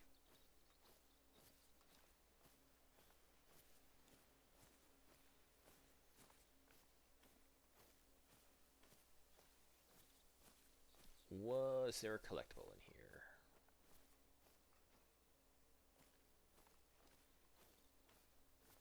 Nope, it's like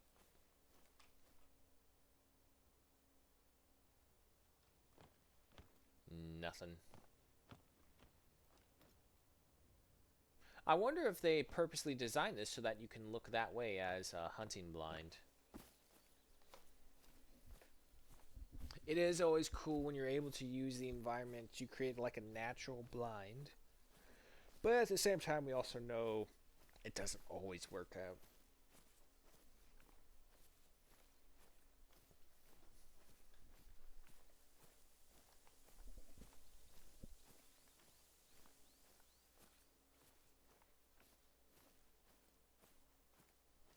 And I'm pretty sure I see the blind right there.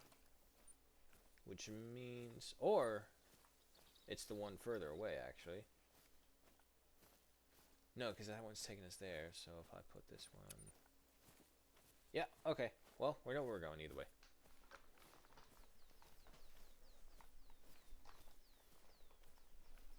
From what I am hearing, though, for the new mini-map, some people are saying it's like, yeah, it's good, but at the same time, it feels like, price-wise, I'm not getting as much as I could be getting.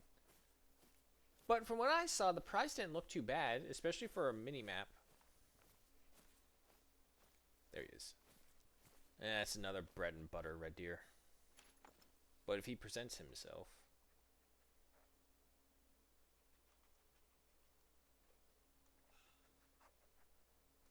Nah, it doesn't look like it. They're just going straight that way. Alright, they're baby red deer. That's fine. Let's go get our Papa red deer. Where is he? Where is Papa red deer? Real quick, anyone else out here? Nope.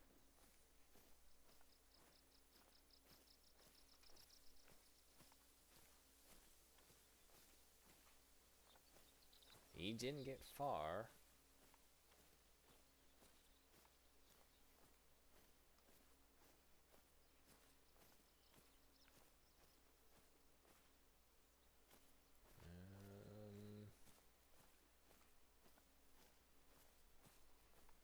It's like in here. He's had to be. Yep, there he is. Ah, we're not going to get a good view. Okay, 200.75 kilograms at 161.64 trophy rating with a silver stamp with 1,503 in cash. Double lung, great hit.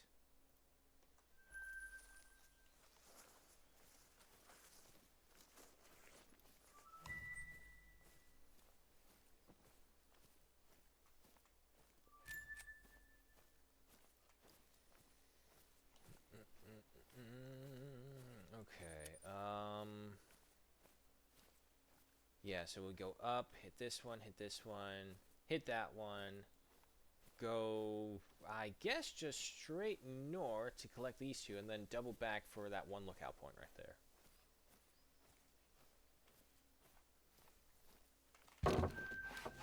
But like also doing it this way just goes to show you how much time you can spend in each reserve, like just naturally exploring for things, for the official things, not like the collectibles or the hidden things, anything like that. Just what is already officially listed as things that you can and do need to go for.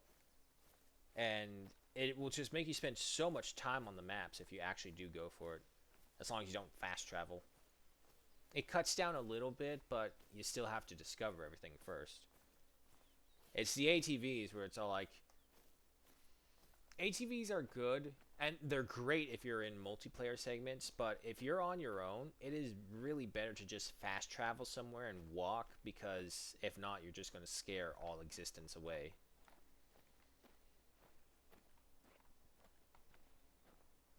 This is why we need them to make like either mountain bikes or horses. I would prefer horses, because you already gave me the dog. Give me the horse companion now. That's what it's going to come down to. This is what Hunter Call of the Wild is going to come down to. It's going to come down into animal companions and skins for the guns, maybe new safari lodges, and hopefully more exotic animals. That sounded like it was like right in my ear. There they go. I do not see a male among them, so we're fine. Well, at least they're not aggressive. Can you imagine if deer were natural born aggressive herbivores? That would suck. Oh, look at little Bambi. Bambi just turns around with this blood gore smeared antler rack. There's a bunch of dead wolves in front of it. It's like, okay, children, let's go. Roll up the windows. There's not really that many killer deer movies. Go figure. But hear me out. There was a movie called Slither. I don't know if anyone else saw that, but that was from like, really... I see.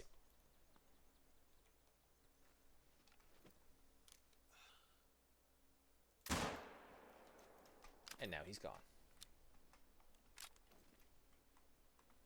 Go. Oh. There we go. He's got a really dark fur color. Is that something? Nah. Anyway, but there's this movie called Slither. It's definitely a rated 18 plus horror alien invasion movie.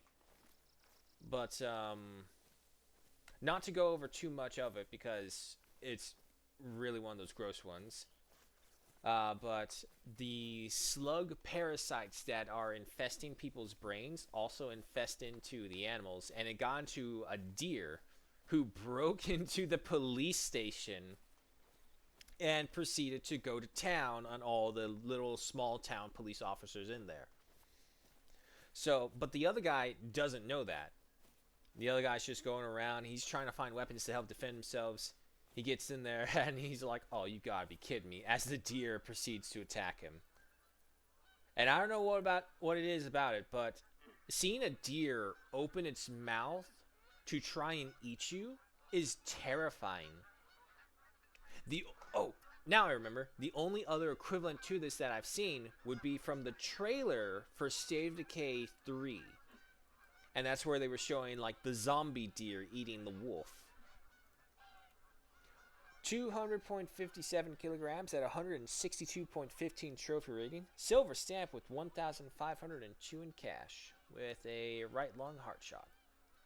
Fur type is just brown. Okay.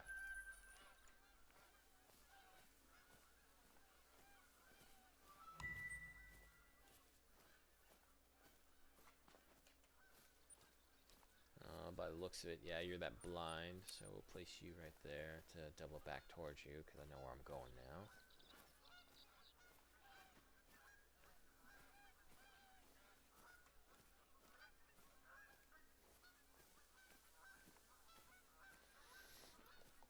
I'll definitely be playing that State of Decay as well. I've played all the other ones. 2 was okay, but 2 also had like a bunch of like trying to find its ground feeling. Like in Saints Row, if you compare Saints Row 1 to Saints Row 3, it's like 2 completely different video games. And that's what it felt like with that one as well. It's State of Decay 2. It's like it's trying to find its ground. Because the first one I discovered completely by chance. I was on my Xbox 360 looking through games, and I was looking up zombie category, and then State of Decay appeared. And it's like, huh, what's this? So I look into it. It's just this little booth game of like zombie survival. But it added in probably at the time the most in-depth camp-based building for a zombie survival game. Now, granted, obviously it didn't bring forward all the promises that it was showing and talking about, or their interpretations of it were very obviously like, we ran out of budget, we ran out of money, we couldn't do much, here it is. But it was a success. It was so successful. It like sold 2 million copies within the first month it was released, I think. Because people didn't know about it, had to get the word out, and when people started to pick it up, mention it to others, it spread like wildfire. And Microsoft picked up their studio like that. It's like, what? You're a popular video game maker? Would you like some more money? And it's like, yeah, this is a great deal. You go back to them, it's like, I am a popular video game maker. That doesn't count, Microsoft.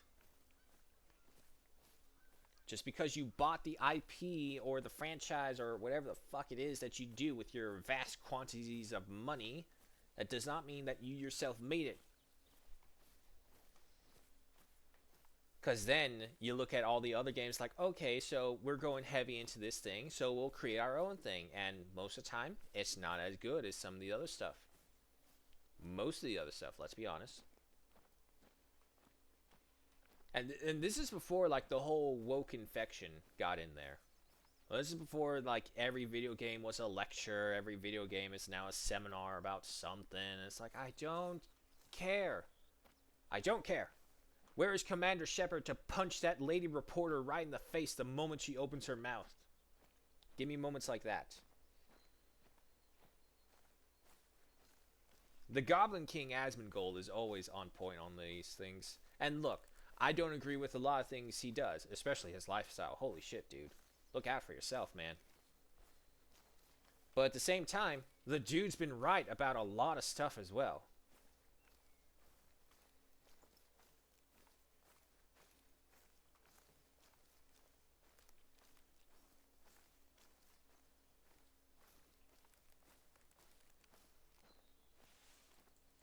Let me apply this. Keep going. And to be fair, Asmongold has cemented himself as the Goblin King. I don't really think there's anyone who can beat him. Maybe XQC, but I also don't really pay attention too much to like the streamers' personal lives. Like, and the only reason I was made aware of Asmongold was because I was a big World of Warcraft player. So that follow out here. Their Beard 99. Hello and thank you so much for that. Always means a lot.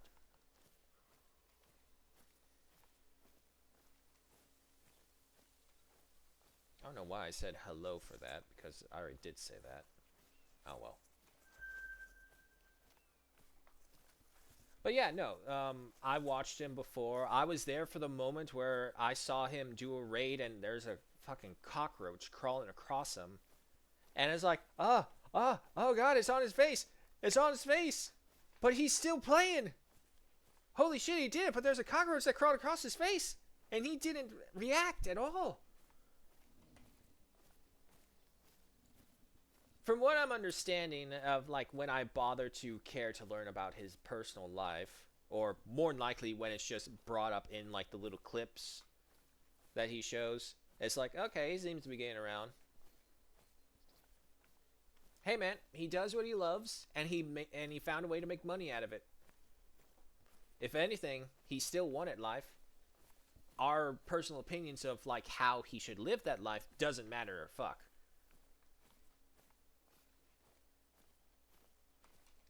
Is 1646. Okay, we still got time before darkness.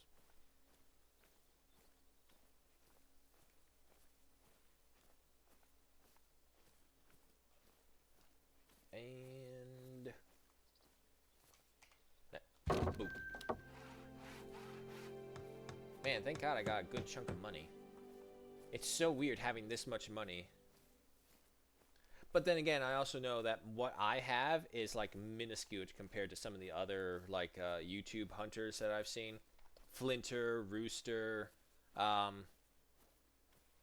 keep wanting to say Fooster afterwards, but no, he stopped Hunter Call of the Wild. Shame, because he was the first one I found. It was Fooster, then Flinter, then Rooster, who I found as like the big YouTubers for Hunter Call of the Wild.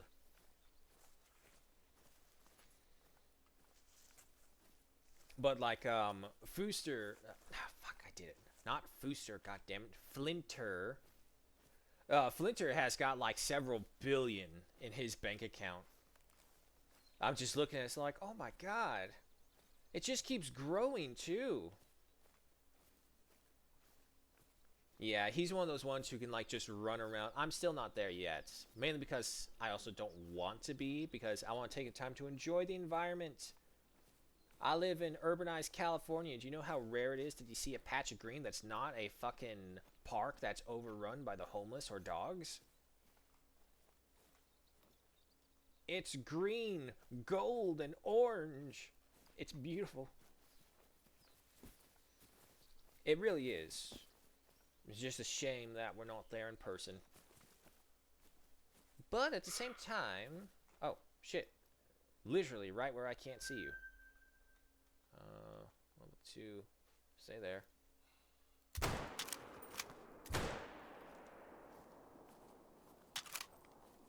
Always the double tap to ensure your prey is down.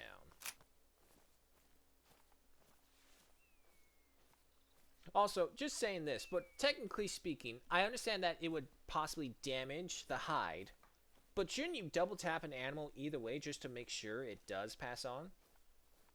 I'm all for applauding the people who go up to like say bears and it's like, oh, is it dead? Here, let me check by poking it with my gun.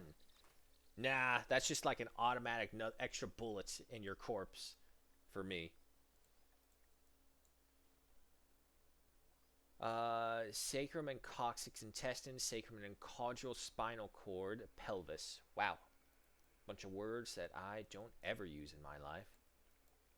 Nonetheless, 29.06 kilograms at a 67.53 trophy rating with a gold stamp and $7.65 in cash. Oh god, it's like his arm is broken the other way, even though it's not an arm.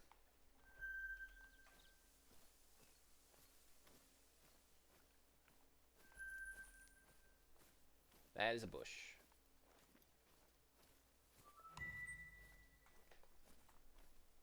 Oh, but yeah, I wonder if anyone else has seen the little thing I posted in the hunting Discord. It's like showing you why having the brave trait for your dog is useless against large predators. That poor dog bounced off that tiger. Nothing bad happened to the dogs. Let me make that very clear. Nothing bad happened to the dogs. It was probably some rich guy in his menagerie, as is usual. And his tigers were playing around, and the dogs were playing with them as well. But like the black Labrador is just trying to join in, and it just bounces off of the tiger as it just runs by. And then that little corgi comes up, and he's like trying to challenge the tiger, and the owner had to step. He's like, "Hey, calm down." Bunch of kids with razor sharp fangs and claws and teeth. Your extra 400 pounds as well and whatnot.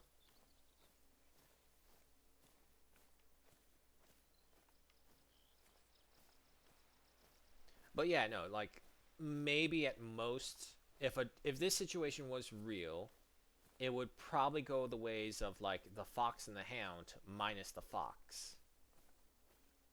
To those who do not have early childhood Disney memories, very good one with Fox and the Hound. But let's just say the hunter hunting the fox comes across a bear, and in a surprise encounter, he's not ready to fight the bear, and he steps on one of his own traps, and so it's all up to the hound to try and rescue him. Needless to say, the hound doesn't do too well.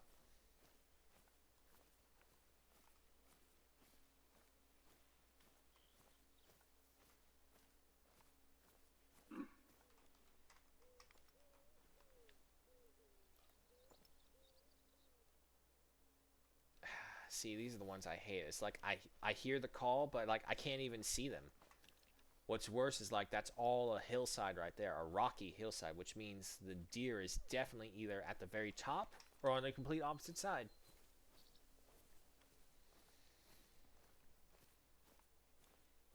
Oh, oh. Ah, it's a level 4. It's a bread and butter one. No one cares.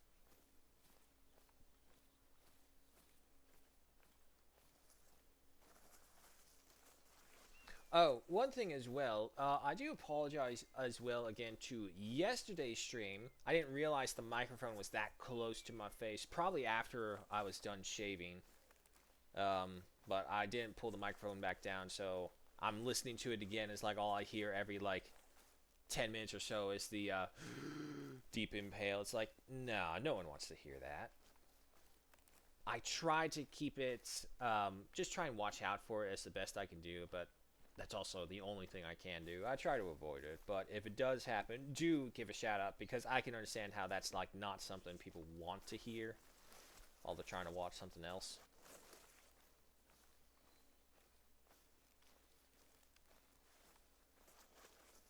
Does remind me of this one time someone said my voice was relaxing. Like, don't get me wrong, I enjoy the compliment, but you find my voice relaxing? That seems strange and weird to me, because it's just my voice. It's not trying to be soothing and relaxing. If you like it that way, sure, go ahead, but yeah, I don't know what to respond with that. It's one thing like if they were quiet about it, but they DM'd me this. So I kind of just chalked it up to, okay, this is like one of those weird solicitor things where it's all like, you're so good at this. Oh, and then you would reply, oh, really? Thank you. I appreciate that. But then like right afterwards, you'd be like, hey, I have some ideas on how to make your channel even better. It's like, fuck's sake, you're fucking another solicitor. It's like, don't get me wrong, I understand. That's how you make your living. That's how you have to do it. But I hate how they come at you under the false pretenses. Yeah, no, this game's awesome. We could play together. Oh, but by the way, I'm also this graphics artist designer, and I can totally help you out with your thing. And I've come across those ones as well. It's like the higher than thou stick up ass attitude where it's all like, here, I can make you better. It's like, I don't want to be better. I want to be me. If you make me better, that just apparently means that I'm a version that you like. No! I am me. Dog? Dog? I see him. Come on, dog. This is not a horror show. You're supposed to be with me. Why is he zigzagging? Come on. There you go. Who's a good dog? Let's go.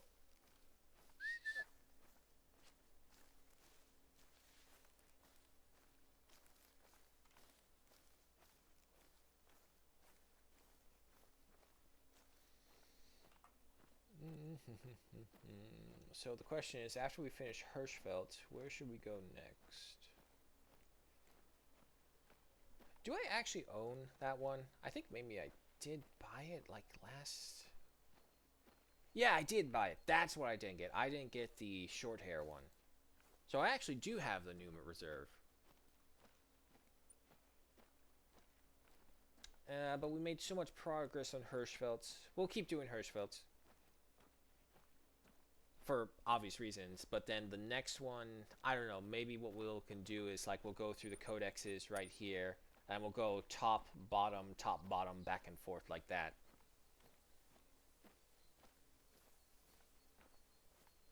We're not going after any major objectives yet or anything like that. We're just trying to explore and unlock all the maps and get what we can along the way.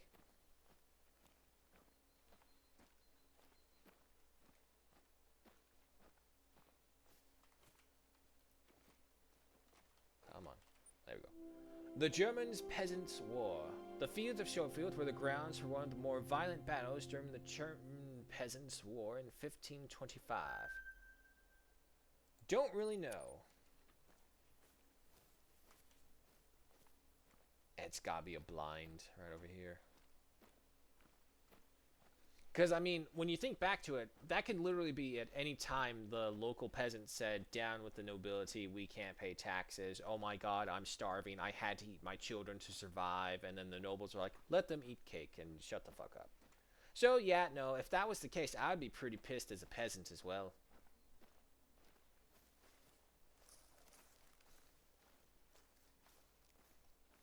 It always did, like, weird me out. It's like, you're cruel to the people who grow your food. It's like you don't see the high risk situation that you're possibly in. Oh boy, not again. Now we go over there, we should be fine.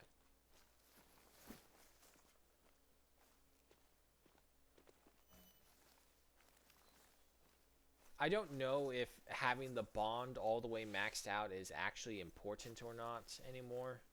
As far as I can tell, it's not.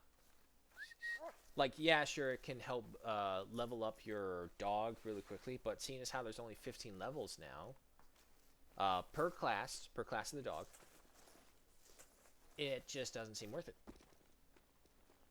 And besides, you play this game long enough, the dog will level up pretty easily. Alright, so we got that one. Mark out those two next.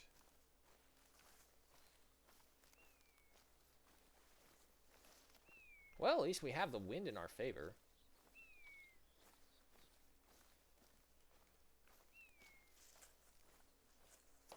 But it does...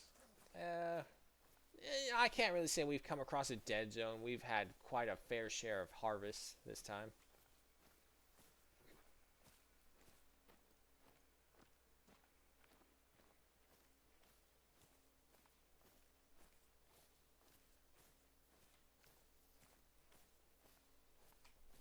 Now, this is going to sound like a weird question, but do the German forests have any predators left? I think they have some, because I think they were trying to reintroduce something, and I think if it is anything, it's a bear. And that's a big maybe.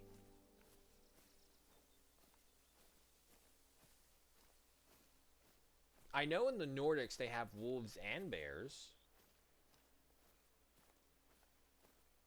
Poisonous vipers. I'm just trying to think, what are the dangers of hunting in the European woods, aside from, like, just completely take out the people equation? Because that's bad enough. But, like, is there any wild animals that prove a challenge or a risk while you're out hunting? Also barring the environment, because the environment will kill you no matter which area you're hunting in, but that's just how it is. I know there's bears, and I know there's wolves up in the Nordics and to Eastern Europe. Vipers, I know they have poisonous snakes. Shit, I saw it last second right there. God damn it. Ah, balls. Literally last second. Ah, it's a trivial. It's a baby. It's fine.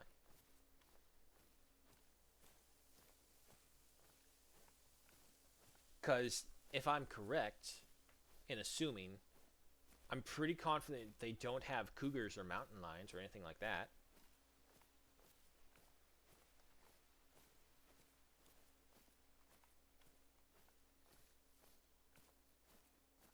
No, the more and more I think about it, I can't think of anything like that in Europe. Iberia for the cats, yeah. Lynxes! They have lynxes.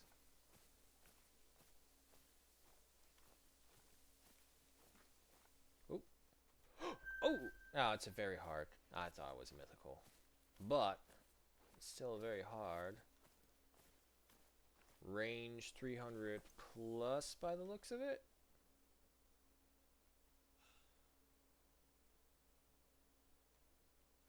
Come on.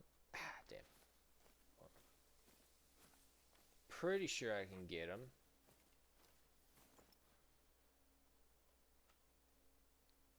There we go.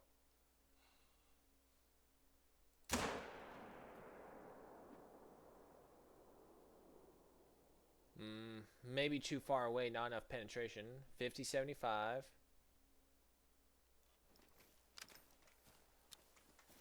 Alright, for this one we'll run because he's just that far away.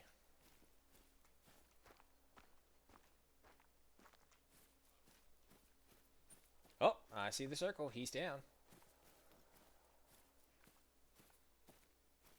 Now, could we possibly get the other male? No, that's a female. I don't see him. There he is. Looks like he's coming back, though. Nope, he's going that way. Okay, so the question is, where did my male drop?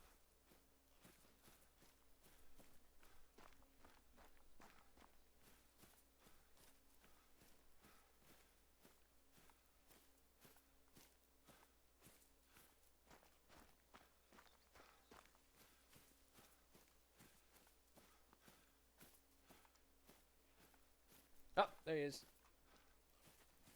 Alright, let's go collect a prize.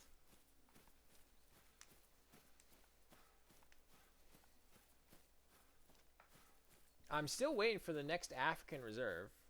Don't get me wrong, don't get me wrong. I appreciate all the reserves they're coming out with, all their work they're doing. I love it, I buy it, I support them. But give me Africa. Give me my big five. You're already going along its way. You're just a little more to go. The leopard, the elephant, the rhino. What are the big five? Elephant, leopard, rhino, lion, and buffalo, I believe. And we got the lion and buffalo. We need 3 more.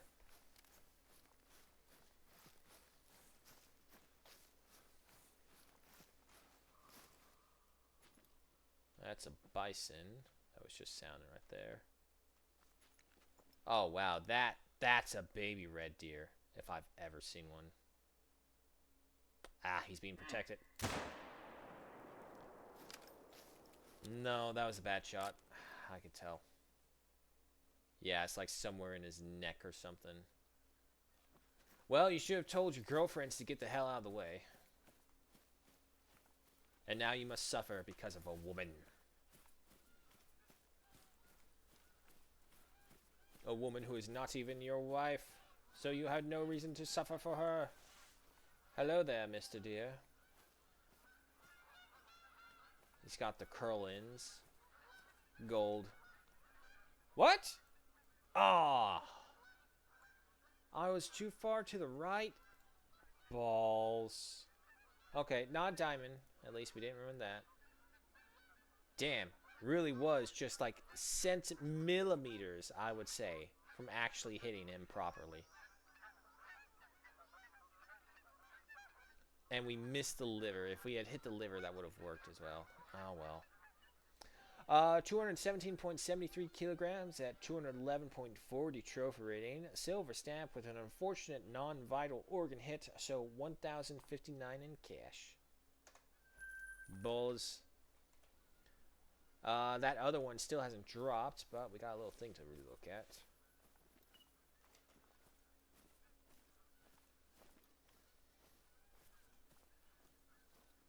See, this is one of those games where it's like, I want to turn around and I want to see a predator just staring at me, waiting for a chance to kill me. Because then, you're on a hunt. All I can remember is Cabela's Dangerous Hunts, when Cabela actually made hunting games, and they weren't that fucking stupid rail shooter. Oh my god. So fucking stupid every time I think about it. let's get a hunting game. Let's build this IP up how we originally everyone expects it to be as hunting. And then at the same time, let's go ahead and change all of that, give it a storyline, and just put a rail shooter in here. Alright, dog. Hunt him up.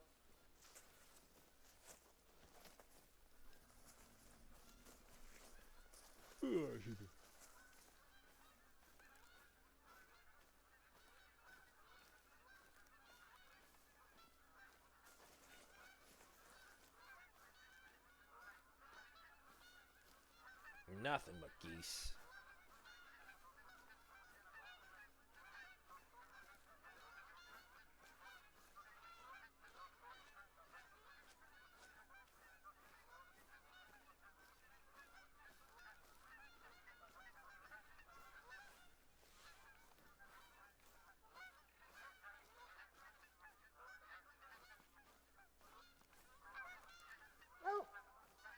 Yeah, yeah, I hear you, dog. Oh, no, don't run, Jesus. It sounds like they're right there. Are they above me?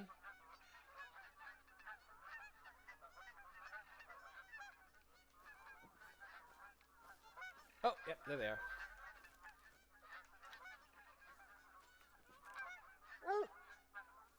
Are you? Come on. Show me that one.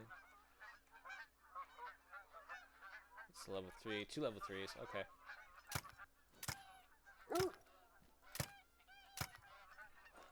The massacre of the geese.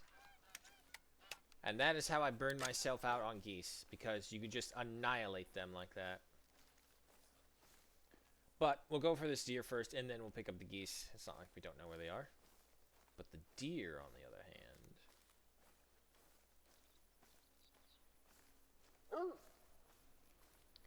I'm coming, I'm coming, I'm coming.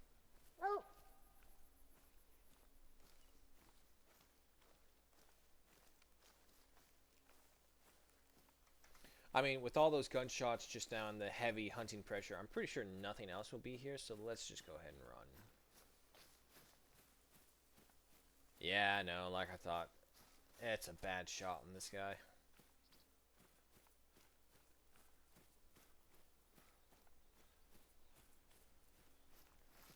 Come on, dog, where are we going? Oh, now you want to go faster.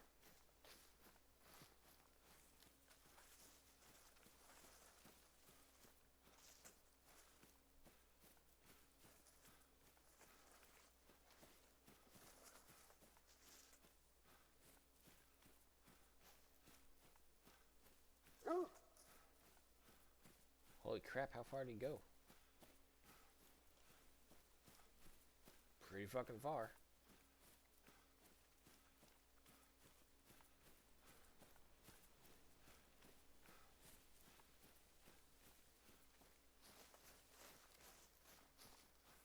Yeah, I just heard something else take off right over there. It's a red deer warning call, but I'm pretty sure it's the female herd if we are following these guys. Tell me you found it. Oh boy. Please don't get stuck on the rocks.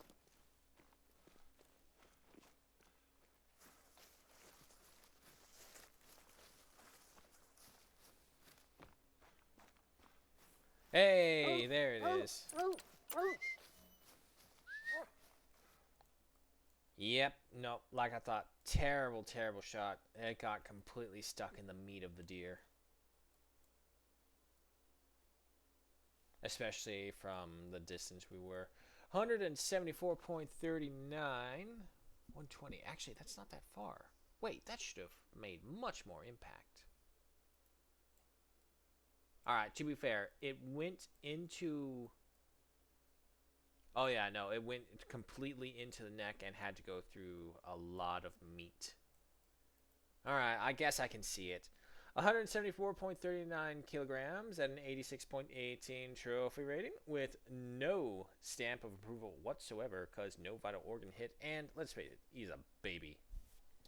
914 cash though. Alright, so from there,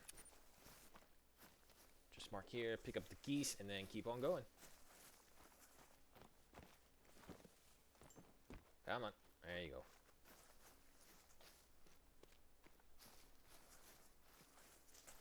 Oh, phone. No dying on me, phone. That's right.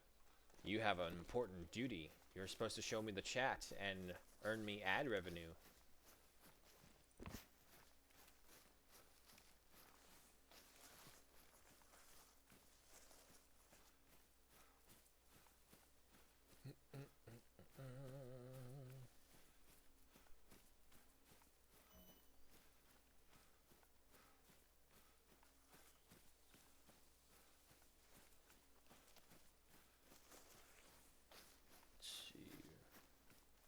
Like, what else would be a good hunting zone aside from Africa again?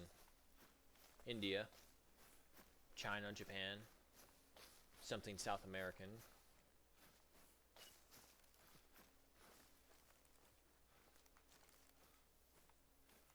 Oh, wait. We'll use this chance. Dog, go retrieve.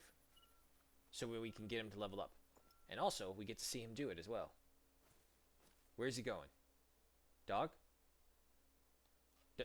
Dog?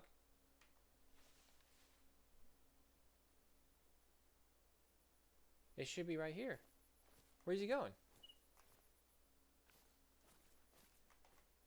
Can I see on the map? No, he's coming back. What if I go closer this way? Can you see them now? Nothing. Okay, hang on. Maybe we were further this way.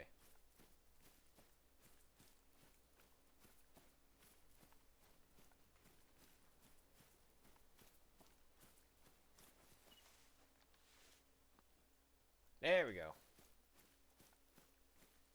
Oh. It's another level 5. Any pigs of worth? Oh, a level 4. Another level 4.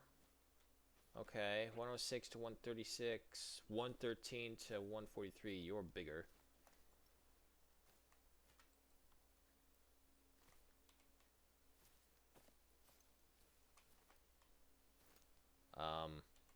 There it goes.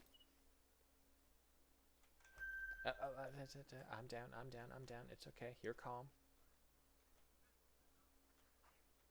Ah, he laid down. It's gonna be an awkward angle of shot. Alright, I'm pretty sure we can do it though. Get a little closer.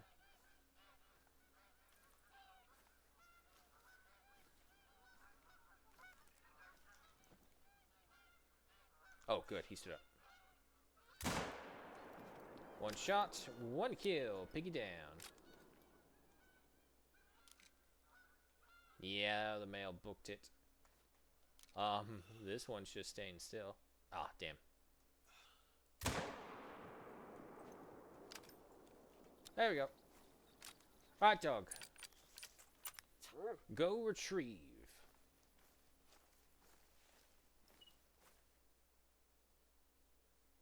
See how this works. Okay. Going for that one. Okay. It's pretty seamless animation. Aw, come here, boy. Aw, you're adorable. 6.46 kilograms at a 6.37 trophy rating. Silver stamp with 713 in cash. Okay. Oh, so he'll just keep on doing it too. Great. I was afraid we would have to do this for every single individual. So, will you keep doing it? Or do I have to pick it up and then you'll keep doing it? Not sure, but we'll see. 6.20 kilograms at a 6.09 trophy rating with 6.99 in cash.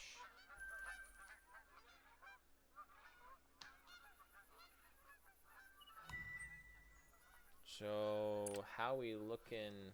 Retriever level 2. Okay, so he gets a little chunk of experience points. Doesn't tell us how much. 5.04 kilograms at 5.04 trophy rating, silver stamp, and 642 in cash. And that was all of them. Alright, let's go get our pigs. And from here... God, it's just a murder zone right there.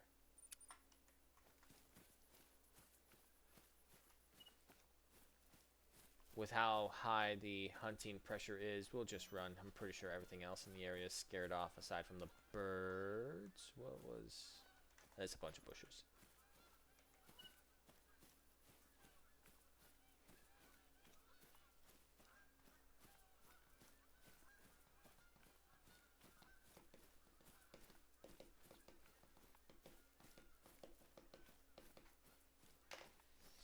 Okay, I'm pretty sure that's level 4. Teeth are smaller on you. Yeah, female. 103.85 kilograms at 49.05 trophy rating. Silver stamp with 990 in cash. Alright, and then you, Mr. Pig. Ah, damn, I was hoping. Man, we need 144 to break diamond. Jesus Christ. Okay.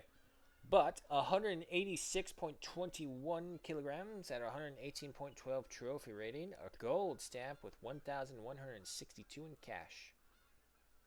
Look at them fucking dog killers on this guy. That's a pig who meant business right there.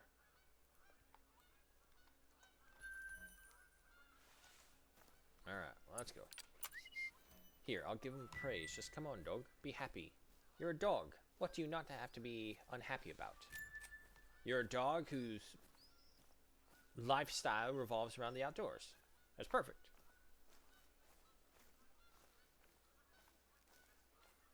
Ooh, ooh. Hey, there's my other level 4. There's a herd of geese over there.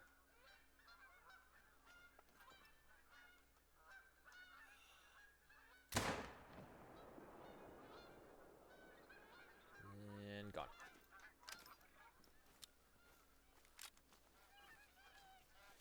Well, like I figured, all the geese flew away. And, ah, damn.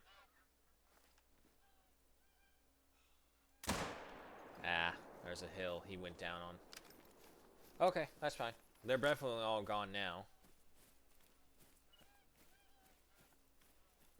Starting to get dark. Maybe that one spot is an outpost.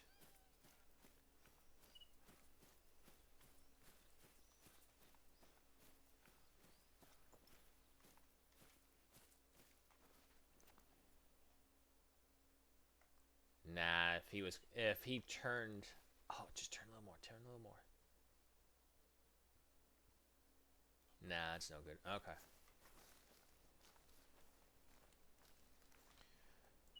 Ah, it's a gold as well.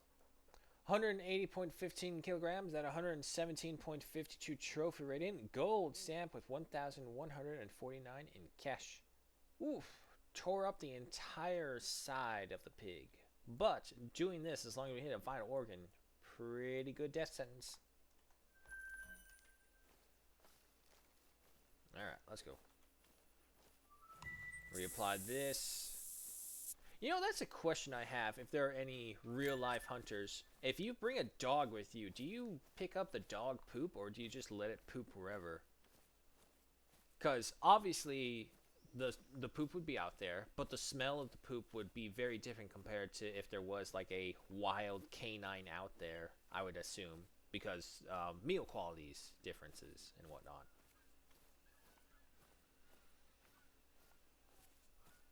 I'm just going to assume like there's a whole routine that you should properly do if you do have a hunting dog, and I'm pretty sure there's other people who just like, nah, he's just a wild dog that I have. He's my dog, but he's not really wild, but he's outdoor living, so always outside by a kennel or something like that. So the smells aren't really too human.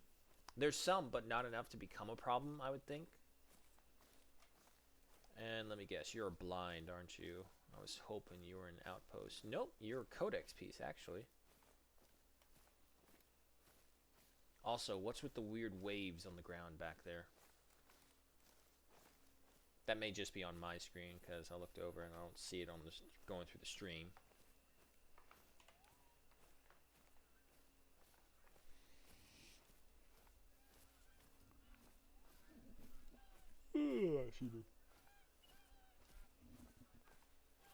I need to go on a map that has a loon on it because I love the sounds that loons make. Now, don't get me wrong, as a kid, they kind of freaked me out. But then I saw the bird, and I saw them make the sounds, and I saw their like cheeks do the warble when they make those sounds. So it's like, nah, that's not a scary sound. That's an adorable sound.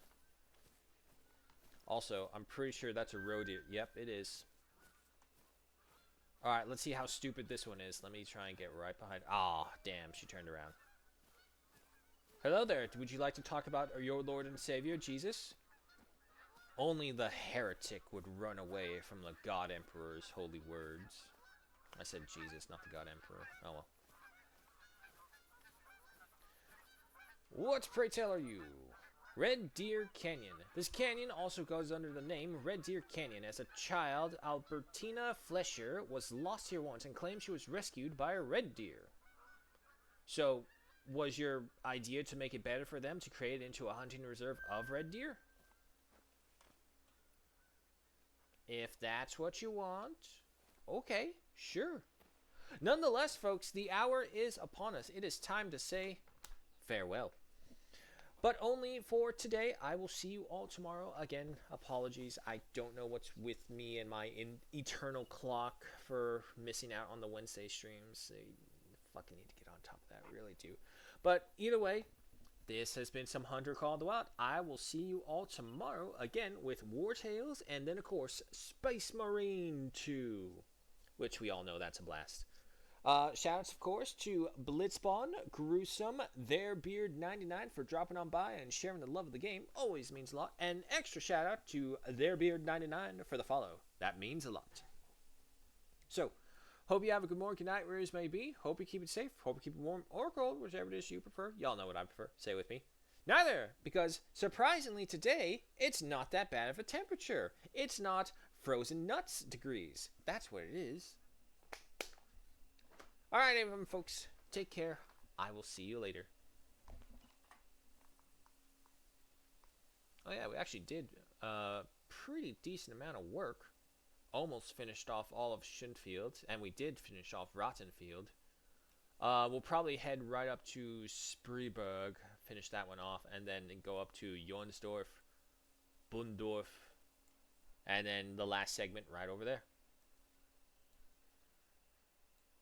I wonder if this was actually part of the map as well, but then they just closed it all off. It'd be really cool if they did. Nope, wrong button. There we go. Alright, see you later. Why are you on Super Sale, Hunter? Oh, it's the Steam Replay sale. No, wait. Never mind, this is just showing me what I played.